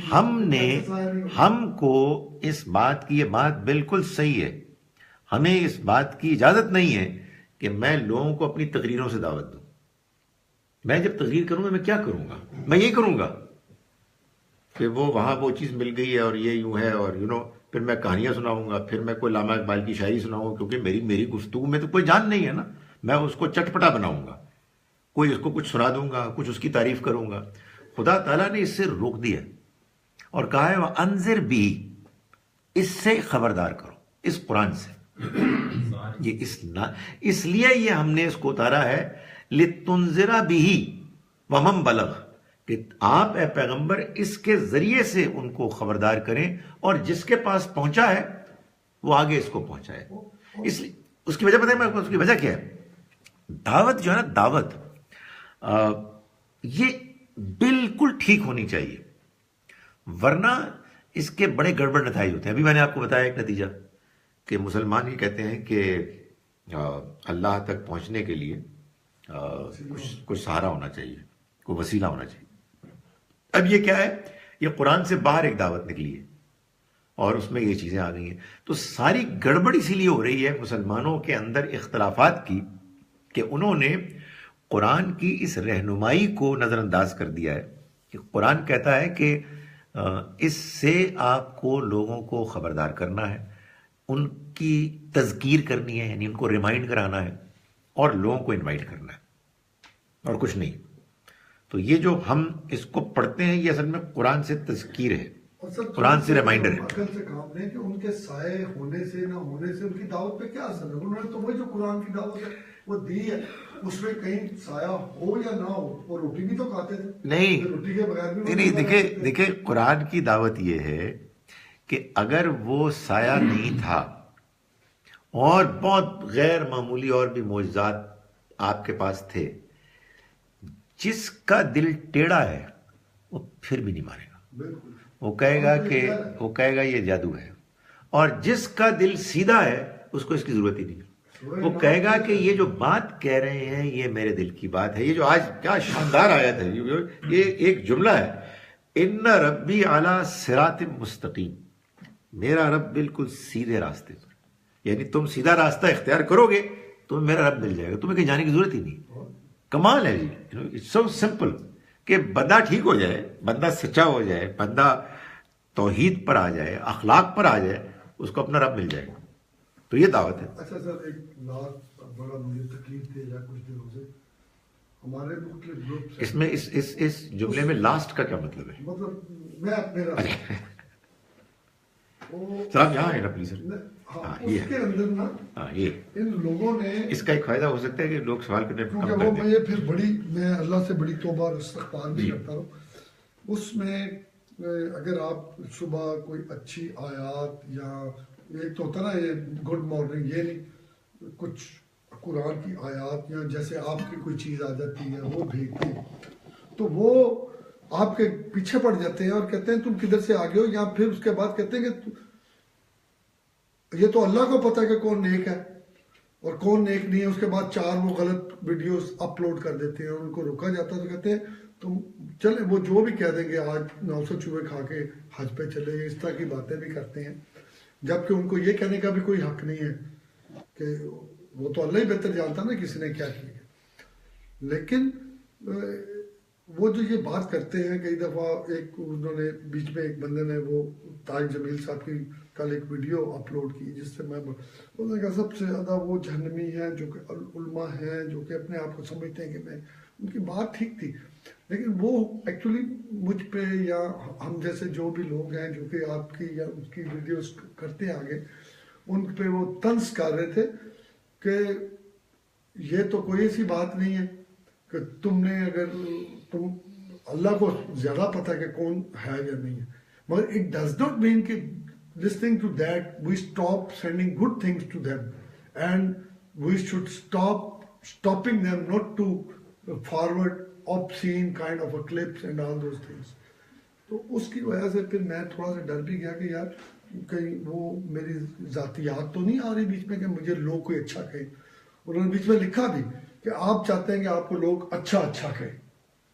You want to be at this after 60 years, you would like to be known as a good. تو میں ڈر گیا کہ کہیں شیطان نے کہیں مجھے پتہ بھی نہ ہو یہ چیز ہو ذہن میں. تو یہ کیا اس کے کیا کرنا چاہیے؟ دیکھیں جی بات یہ ہے کہ جب آپ اللہ کے پیغام کو لوگوں کے سامنے پیش کرتے ہیں تو آپ کی ذمہ داری اور آزمائش ختم نہیں ہوتی بلکہ شروع ہوتی ہے. اب اس کے بعد کوئی رسپانس آئے گا، اس کے بعد آپ اس کے بارے میں کوئی رویہ اختیار کریں گے، اور اس میں آپ کا میرا امتحان ہے. یعنی اگر میں مثال کے طور پر ان کے رد عمل سے ایک جذباتی کیفیت میں مبتلا ہو جاؤں اور ان کی مخالفت شروع کر دوں تو یہ ٹھیک نہیں ہے. میں آپ سے گزارش کروں گا کہ یہ جو ماڈرن زمانے کی آزمائشوں میں سے ایک آزمائش ہے واٹس ایپ گروپس. بالکل. سو اس آزمائش سے نمرد آزما ہونے کے لیے جتنی دفعہ میں نکلتا اتنی دفعہ مجھے دوبارہ واپس ڈال دو. ایک اسٹریٹجی بنانی پڑے گی، اور وہ اسٹریٹجی جو ہے نا وہ میں ہمیشہ کہتا ہوں بات کو سمجھانے کے لیے اپنی ظاہر میری جو ایک سوچ ہے اس کے مطابق کہ آپ کو ایک بہترین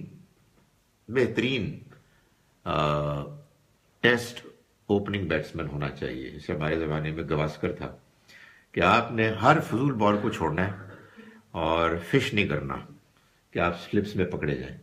کوئی بال کھیلنے والی ہے اس کو آپ کھیلیں. ہر آنے والا پیغام ایسا نہیں ہوتا کہ آپ اس کے اندر الجھ جائیں. So you got to be very careful, وہ ٹھیک ہے، know where your stumps are, اور اس کے مطابق کھیلیں. لیکن کئی دفعہ وہ پیغام پڑھ کے آپ کو ہوتا ہے کہ کہیں آپ واقعی تو نہیں کوئی دنیا داری کی وجہ سے یہ کر رہے ہیں. یہی وہ باؤنسر ہے نا، تو آپ نے اس میں دیکھنا ہے کہ یہ اس کو کھیلنا ہے کہ نہیں کھیلنا. وہ آپ اپنے آپ ہم کو تو جواب نہیں دے رہے. ہاں اپنے آپ کو ٹٹولیں. یہ بہت اچھی بات ہے کہ یار میں کہیں اپنی ذات کے لیے تو نہیں کر رہا، تو پتہ لگے گی جی وہ ہاں بس اس میں آپ اگر مطمئن ہیں تو اللہ کا شکر کریں، تھوڑی دیر کے لیے چلیں، روک دیں اس کو، کچھ کم کر دیں. بٹ یہ اصل میں وہ موقع ہیں کہ جن سے آپ کو ایک اپرچونٹی ملتی ہے کہ آپ سول سرچنگ کریں اور جاننے کی کوشش کریں. اپنے آپ سے پوچھیں کہ کیا میں یہ خلوص کے ساتھ کر رہا ہوں یا اس میں جو بات وہ کر رہے ہیں اس میں کوئی حقیقت ہے. اور یہ اللہ کی بڑی نعمت ہے. اصل میں یہ جو اس طرح کی تنقید اور مخالفت ہوتی ہے ظاہر آدمی کو نروس بھی کرتی ہے، آدمی کچھ پریشان بھی ہوتا ہے، لیکن آپ جیسے لوگ تو اپنی علم کی بنا پہ جواب دے سکتے ہیں، ہم جیسے لوگ تو اتنا علم نہیں ہے. نہیں بہت پریشانی ہوتی ہے. ہاں ہم خاموش ہو سکتے ہیں. بہت نہیں خاموش بھی ہو سکتے. میں بہت خاموش ہوتا ہوں, بہت خاموش خاموش. کے علاوہ جو جہاں پہ میں نہیں ہوتا میں خاموش ہوتا ہوں, لیکن میں وہ بتا رہا ہوں کئی دفعہ بندہ خود بھی ڈر جاتا ہے کہ مجھ سے کوئی غلطی تو نہیں WhatsApp وغیرہ انٹرنیٹ کے فورم جو ہے میڈیم ہی ایسا ہے کہ ہر کوئی بات کسی بھی طرح کر سکتا ہے. لوگوں کو ایٹیکیٹس بھی نہیں ہوتے کہ بات کرنی چاہیے یا نہیں, اور لوگ کرتے ہیں کیونکہ اویلیبلٹی ہر جگہ. اس لیے آپ اس میڈیم کو اگر سمجھ جائیں گے نا کہ وہ کس That's طرح right. لوگ یوز کرتے ہیں تو یو بی کام. بالکل صحیح ہے. ایک کچھ لوگ ہوتے ہیں جو بدتمیز اور بلنٹ ہوتے ہیں آپ کے سامنے, ان کی تعداد کم ہوتی ہے. لیکن ایک اور کیٹیگری ہوتی ہے کہ جو اگر سامنے بولنے کا موقع نہ ہو, چھپ کے بولنے کے نتیجے میں آپ پہ حملہ ہو سکے تو وہ آپ پہ حملہ آور ہو جائے. تو اصل میں اس نے, انٹرنیٹ نے ان لوگوں کو بڑا موقع دے دیا ہے کہ یار میں برا بلا کہہ رہا ہوں, کس کو پتا ہے کہ میں کون ہوں. سو یو نو, پیچھے چھپ کے وہ وار کرتے ہیں. تو ٹھیک ہے. اچھا سر, یہ اس میں کتنے مہینے تک کشتی جو تھی وہ رہی تھی پانی میں, کتنے مہینے تھے یا کتنے ہفتے تھے نہیں. وہ ایڈرفٹ رہے ہیں, یہ فوری طور پہ یعنی قرآن کے اس بیان سے بظاہر ایسا لگتا ہے کہ جیسے ہی ان کے صاحبزادے غرق ہوئے ہیں اس کے بعد اللہ کا حکم آ گیا. But I am sure it must have taken some time. کوئی کیا اس کی ایگزیکٹ ہے 90 days ہے سنا ہے, ظاہر ہے وہی ببلیکل وہ اس کا ہوگا بیان. Biblical ہے نا سب. وہ اگین وہی والی بات, پانی کا اتر جانا, جذب ہو جانا, that takes quite قرآن مجید کا یہ بڑا کمال ہے کہ قرآن مجید اس طرح کی باتوں میں کوئی دلچسپی نہیں لیتا. وہ قرآن نے کہا نا سورہ کہف میں کہ جب اصحاب کہف کا واقعہ بیان کر دیا تو اصحاب کہف کا واقعہ ایک شاندار واقعہ ہے, ایک غیر معمولی نشانی ہے. تو قرآن کہتا ہے کہ اب لوگ کہیں گے کہ وہ 3 تھے اور چوتھا کتا تھا, اور کہیں گے 4 تھا اور 5واں کتا تھا, اور ادھر ادھر کی بات ہے 5 تھے اور چھٹا کتا. آپ ٹال دیں اور کہیں گے رب کو زیادہ مان لو. بات یہ ہے کہ یار 3 تھے اور چوتھا کتا تھا, یا 4 تھے اور 5واں کتا تھا, اس سے فرق کیا پڑتا ہے؟ The fact of the matter is کہ یار وہ ایک عرصے تک سوتے رہے اور پھر وہ اٹھے. اس کو قرآن ایمفسائز کرتا ہے, لیکن وہ یہ کہتا ہے کہ لوگ دوسری جانب توجہ دے دیتے ہیں جو الگ سے ایک سائیڈ, ایک انفارمیشن کے طور پہ بالکل ٹھیک ہے, لیکن ظاہر ہے کہ اصل سبجیکٹ میٹر سے وہ براہ راست متعلق نہیں ہے. لیکن اس میں جو بڑی دلچسپ بات ہے وہ یہ ہے کہ آگے اسی میں یہ بتایا کہ اور وہ رہے اتنا عرصہ, 300 سال یا وٹ ایور, یا اس میں کچھ اضافہ کر دیں.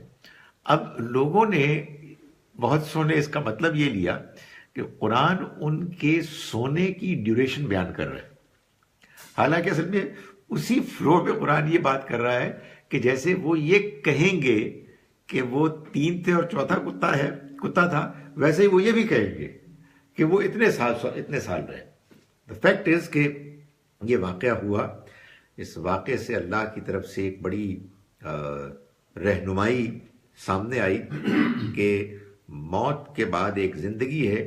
یہ ایک ناقابل تردید حقیقت ہے, اور اس کا تجربہ ان لوگوں کو ہوا.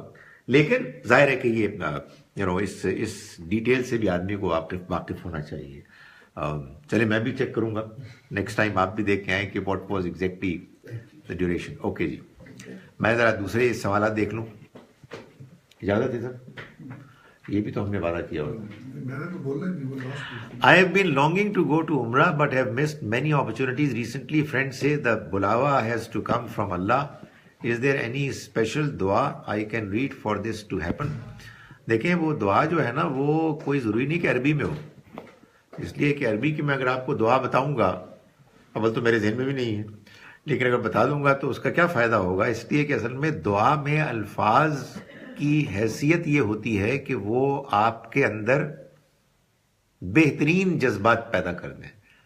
تو آپ اللہ سے گڑ گڑا کے دعا کریں کہ وہ آپ کو بلا لے. ویسے ایسے ہی ایک آزمودہ ایک نسخہ میں آپ کو بتا رہا ہوں.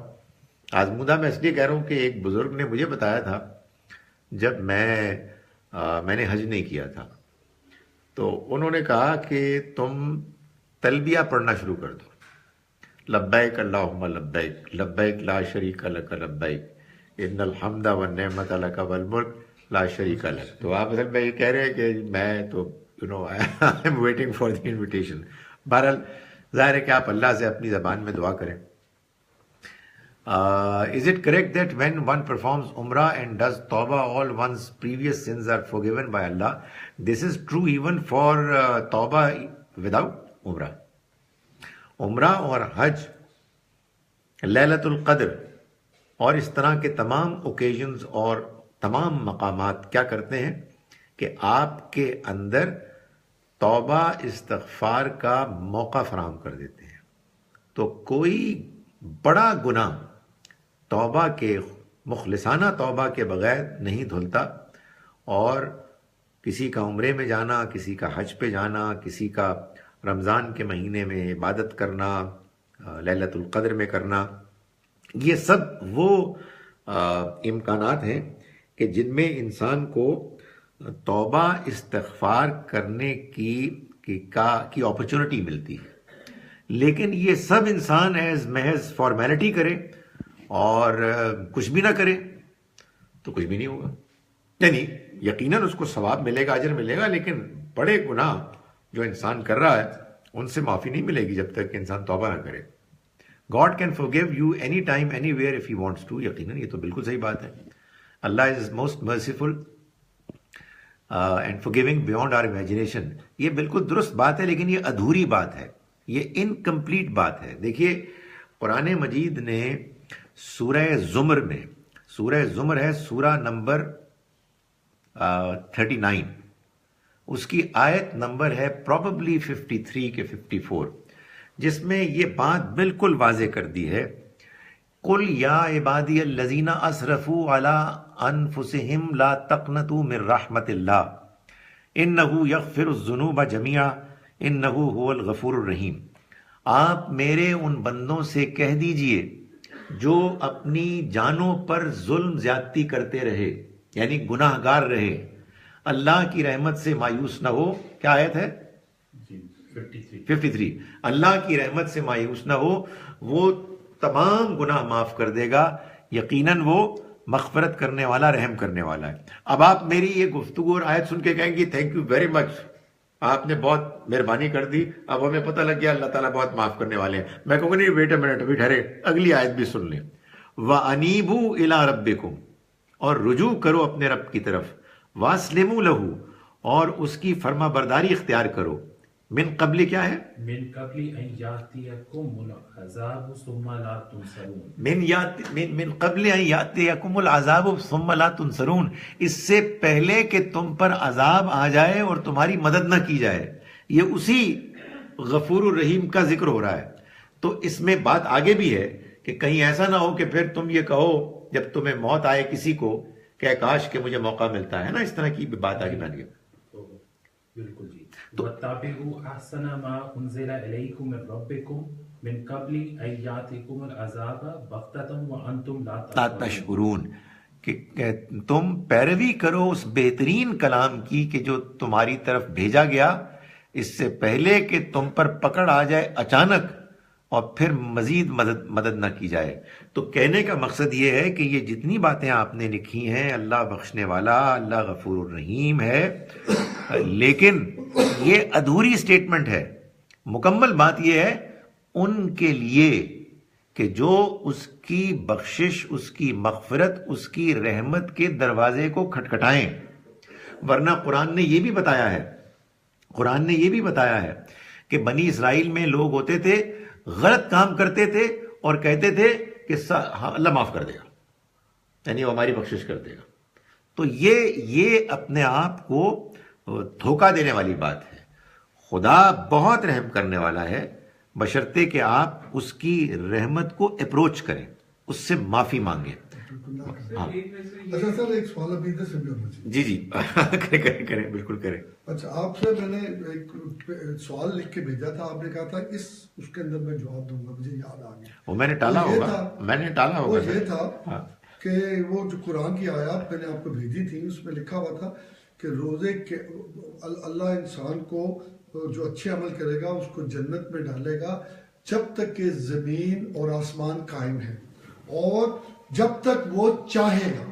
اسی طرح ان کے لیے کہا گیا جو گناہگار ہے انہیں دوزخ میں ڈالے گا جب تک وہ چاہے گا اور جب تک یہ زمین و آسمان. تو اس کا میں نے یہ پوچھا تھا آپ سے کہ کیا زمین و آسمان میں بھی اللہ نے تو کہا, ہم تو یہ سمجھتے کہ مرنے کے بعد بس اٹ از فار ایور, تو اس کا مطلب ہے کہیں نہ کہیں زمین اور آسمان کو اللہ نے پھر دوبارہ ختم کرنا ہے قیامت کے بعد میں, اور اس کا مطلب یہ بھی ہے کہ اللہ نے ہر ایک کو پرمنٹ جنت میں نہیں بھیجنا اور پرمنٹ دوزخ میں نہیں بھیجنا. میں تو یہ مطلب دیکھیں یہ اس سورہ مبارکہ کے آخر میں آ رہا ہے, آپ فرما رہے ہیں سر پلیز. یہ بات ایسے ہی ہے, بکرا نہیں اس سورہ میں سر, سورہ ہود میں, سورہ ہود کے آخر میں آ رہا ہے. اچھا تو اس میں گزارش یہ ہے کہ یہ بات تو یوں ہی ہے, اس سے سچی بات یہ ہے کہ یہ امید بند چلتی ہے کہ جہنم کسی وقت ختم ہو جائے گی. یہ بڑا ریلیف ہے سر, بڑا ریلیف ہے, لیکن اللہ ہی جانتا ہے, اس نے کوئی دو ٹوک وعدہ تو نہیں کیا ہے, مگر یہ آسمان و زمین جب تک قائم ہے. یہی بات جنت کے بارے میں بھی کہی ہے, لیکن ساتھ یہ کہا ہے کہ وہ اس کا وعدہ ہے جو پورا ہو کے رہے گا اس کی ابدیت کے بارے میں. اصل میں معاملہ کیا ہے؟ معاملہ یہ ہے کہ اللہ کے جو منصوبے ہیں وہ ظاہر ہے کہ اس نے سارے تو ڈسکلوز نہیں کیے ہیں. اس نے ہمیں ایک موٹی موٹی بات بتا دی ہے, وہ انصاف کرنے والا ہے, وہ رحم کرنے والا ہے, وہ بندوں کو نوازنے والا ہے. اس دنیا کی زندگی کے امتحان کو اس نے لوگوں کے انتخاب کے لیے بنایا ہے, اور اس کے بعد وہ لوگوں کو ان کے اچھی پرفارمنس کی بنیاد پر آگے انعام کی دنیا میں ڈالے گا. اب وہ جو انعام کی دنیا ہے وہ کتنی لمبی چلے گی, اور اس کے بعد وہ اس سے کوئی بہتر پروجیکٹ کریٹ کر لے گا, تو ہم اس کی رحمت سے بہتری کی امید رکھتے ہیں نا. ڈسٹروائے کرنے کا مطلب یہ نہیں ہے کہ وہ اچھی چیزوں کو ختم کر دے گا, بلکہ وہ اچھی کو اچھا تر بنائے گا. ایک عمارت ہے, اس عمارت میں اور امپروومنٹ ہوگی, تو یہ اس پر چھوڑ دیں, اس پہ بھروسہ کریں, وہ انشاءاللہ لوگوں کے ساتھ معاملہ کرے گا. ویسے کہتا کہ ایک ذہن میں ہوتا ہے کہ یہ روز قیامت کے بعد جب دوبارہ ہم اٹھیں گے تو اس کے بعد پھر پرماننٹ ہو گئی ہے یونیورس. تو یہاں پہ آ کے آگے it means that may not be universe may not be permanent, اور جہنم اور جنت بھی پرماننٹ نہیں ہو سکتے. تو یہ والا کوشچن عاملی سے کیا گیا تھا سر سے ایک دفعہ, اور انہوں نے اسی پارٹ کو ایڈریس کیا تھا اسپیسیفکلی کہ قرآن میں جو لکھا ہے اللہ تعالیٰ نے یہ کہا ہے کہ جہنم تب تک رہے گی جب تک اللہ تعالیٰ چاہیں گے, اور جنت تب تک رہے گا, جنت ہمیشہ رہے گی. لہو فیہا خالدون, یہ اس طرح جو ہم بات کرتے ہیں کہ وہ ہمیشہ ہمیشہ کے لیے اس میں رہیں گے. اور جہنم والے تو دیکھیں گزارش یہ ہے, صحیح ہے, یہ بات بالکل صحیح ہے. گزارش یہ ہے کہ یہ جو آپ نے بات کہی ہے نا کہ آسمانوں اور زمین کے بارے میں کوئی پرماننٹ ہمیشہ رہنے کی کوئی وعدہ نہیں ہے. ہمارے بارے میں ہم فیہا خالدون, یہ دو الگ الگ چیزیں ہیں. اور جہاں تک جہنم کا تعلق ہے, دیکھیں بعض اوقات میں بات سمجھنے کے لیے یہ کہتا ہوں کہ میں اپنے اسٹوڈنٹس کو جب میں کبھی کبھی یہ سمجھاتا ہوں کہ دیکھو اگر میں یہ کہوں کہ تم نے اگر اپنی بدتمیزیاں نہ چھوڑی نا تو تمہارے ایک بلیک ادھر پڑے گی نشان, اور یہ ہمیشہ رہے گا. یہ ہمیشہ معلوم ہے کیا ہے؟ وہ 4 سال جس میں تم یونیورسٹی میں رہو گے, اس ہمیشہ کا یہ مطلب ہے. So every statement has a context, کہ تم جب تک یہاں ہو تب تک تمہارے ساتھ ایسا ہوگا. اللہ تعالیٰ نے اپنے نیک بندوں کو نوازنے کے لیے جو وعدہ کیا ہے وہ خالدینہ فیہا ابدا. تو آپ نے ایک دفعہ یہ ریز کیا تھا دو جگہوں پر. جہنم میں خالدینہ فیہا ان کے مقابلے میں کہا, اور سورہ ہود میں وہی ما دامت السماوات والارض, اور اس سے ایک اشارہ بس دے دیا کہ یہ میرے ہاتھ میں چھوڑو. ظاہر ہے خدا تعالیٰ بندوں کو جہاں نوازنے میں کرم فرماتا ہے, سزا دینے میں بھی تو انصاف کرے گا نا. تو اس کا انصاف ہماری امیجنیشن سے بھی زیادہ فیئر ہے, اس لیے وہ جو بھی کرے گا ٹھیک کرے گا. اچھا سر, یہ انسان ادھر جنت میں بھی کوئی نماز شماز پڑھے گی؟ کیونکہ دیکھیں یہ دس از ویری امپورٹنٹ کی تسبیح بیان کریں گے. تسبیح کیونکہ فرشتوں کے لیے تو کہا نا کہ تسبیح کا تو ذکر ہے, تسبیح کا تو ذکر ہے, اور نماز بھی ایک تسبیح ہے.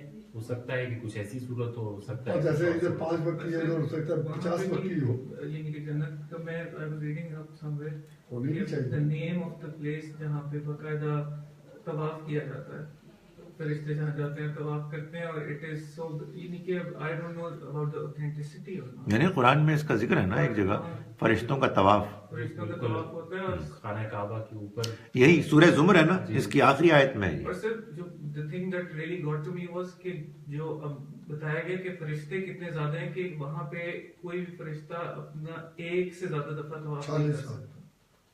دیکھیں بات یہ ہے کہ سچی بات یہ ہے کہ کبھی کبھی آدمی کو ایک آدھ اچھی نماز مل جاتی ہے تو بندہ کہتا ہے یار اس سے زیادہ بہتر تو دنیا میں کوئی چیز ہے ہی نہیں. تو اللہ تعالیٰ ہر اعلیٰ نعمت وہاں دے گا تو نماز سے کیوں محروم کرے گا؟ بالکل. میں تو یہ تھا تو ہوتا نا نارملی کہ جیسے ہم نے مسندیں پہنچا دی ہیں, ابرے آ گئی ہیں, پھل لیٹ گئے ہیں, بکرے کاٹے جا رہے ہیں, ہم بس مجھے honestly لگتا ہے کہ جنت میں وہ لوگ جا ہی نہیں سکیں گے جو نماز کا شوق. تو حالانکہ اللہ کی حمد تو اگر فرشتے کر رہے ہیں تو ہم کیوں نہ کریں. میں بڑا حیران ہوتا ہوں کہ جب میں یہ بات کرتا ہوں نا کہ یار نان مسلمس کی بھی پاسبلٹی ہے, تو بعض لوگ سوال کرتے ہیں یہ کیا بات ہوئی, مطلب نہ انہوں نے نماز پڑھی نہ روزہ رکھا تو یہ کیسے چلے گئے؟ تو میں نے کہا اس کا مطلب یہ کہ آپ کا نماز روزہ آپ کے لیے برڈن ہے. یعنی تو بڑی مزے کی چیز ہے یار, خدا کا بڑا فضل ہے. اللہ کی تسبیح جب اللہ ہمیں وہ نعمتیں دے رہا ہے, اور سر جب ہمیں پتہ ہی لگ گیا کہ یہ چیز حقیقت یہ ہے, ہم نے جو کہ نماز روزہ پڑھا ہے تو یہ تو بڑی چیٹنگ ہو گئی کہ یار انہوں نے تو نہیں یہ کیا تو وہ کیسے چلے جائیں گے. بھائی خدا کے واسطے اللہ میاں کو فیصلہ کرنے دو, وہ جانتا ہے کہ کس کے کیا معاملات ہیں. آپ کیا فرما رہے ہیں؟ سر ایک اپنا ایک مزاج ہے سب کانٹیننٹ میں کہ بہرحال ہماری ایک کثیر تعداد جو ہے نبی پاک صلی اللہ علیہ وسلم کو واسطہ بناتی ہے, اور اس کے بعد بھی اولیاء کرام کو بھی بناتی ہے. شاہ عبد القادر جیلانی رحمۃ اللہ علیہ کو بھی واسطہ بناتی ہے, داتا صاحب کو بھی بناتی ہے. تو اب ہمیں یہ سمجھنا ہے کہ کیا ہم اللہ ان لوگوں کو کچھ سمجھانے کے لیے کہ ہماری ان سے عقیدت محبت ان ہستیوں سے بزرگان دین سے اور ان سے, یا ان کا جو اللہ کے وہاں مقام ہے, کیا ہم کچھ اس طرح کا معاملہ کہہ سکتے ہیں جیسے دعا میں کہ اللہ تجھے اپنے نبی سے جو محبت ہے میری, جو میں اس کا واسطہ, یعنی جو مجھے عقیدت اور محبت ہے تیرے نبی سے, میں تجھے اس اپنی نیکی کا ایک واسطہ. جیسے یہ تو ثابت ہوتا ہے کہ کچھ اصحاب کہف کے قصے سے بھی کہ آپ اللہ کے ہاں یہ ایسی چیز کے نیکی پیش کر کے دعا کی جا سکتی ہے کہ اللہ اگر تجھے میری خاص ایک بات یا وہ جو ایک حدیث میں آتا ہے غار والی جو ہے, تو اس طرح سے ہم کہہ سکتے ہیں کہ اگر ہم اللہ کے, جس طرح ہم کہتے ہیں کہ ہم عاشقان رسول ہیں, ہماری ایک میجورٹی اس پروفیسر پہ چل رہی ہے کہ وہ اللہ کے نبی کے عاشق ہیں, تو وہ ان سے اپنی محبت اور عشق جو ہے اس کو اللہ کے آگے رکھیں اور کہیں کہ اگر اللہ تجھے یہ نیکی جو ہے میں تیرے سامنے رکھتا ہوں اور تجھ سے یہ دعا کرتا ہوں اس کے عوض اگر تو میرے لیے. دیکھیں مگر اس کے نتیجے میں وہ جو قرآن نے بنیادی اصول کم سے کم معیار بیان کیا ہے اس کی وائلیشن نہ ہو. میں بغیر کوئی نام اور ریفرنس کے کہہ رہا ہوں, یہ نہ ہو اللہ معاف کرے, ایک جانب آپ نعتیں پڑھ رہے ہیں اور دوسری جانب آپ ہماری بچیوں کے ساتھ زیادتیاں کر رہے ہیں. یہ کیا بدتمیزی ہے؟ یعنی معلوم یہ ہوتا ہے کہ ایک جانب آپ مجموع میں اس طرح کی چیزیں پڑھ رہے ہیں اور دوسری جانب اس قدر گھناؤنے ہو گئے.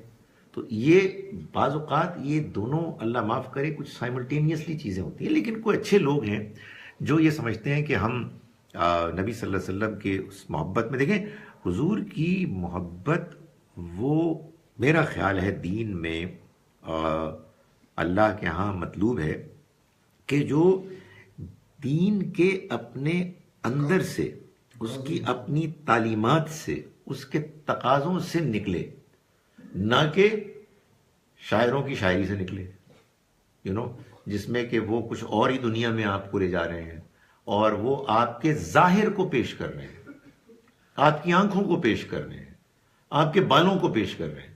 یہ ایک اور دنیا ہے. ہم تو آپ کی عظمت, آپ کا کردار, آپ کی قربانی, جو پیغمبروں کے اخلاق, خلوص, یہ ہے نا جس سے کہ آپ کو ان کے بارے میں جو پازیٹیو جذبات ہیں وہ پیدا ہونے شروع ہو جائیں.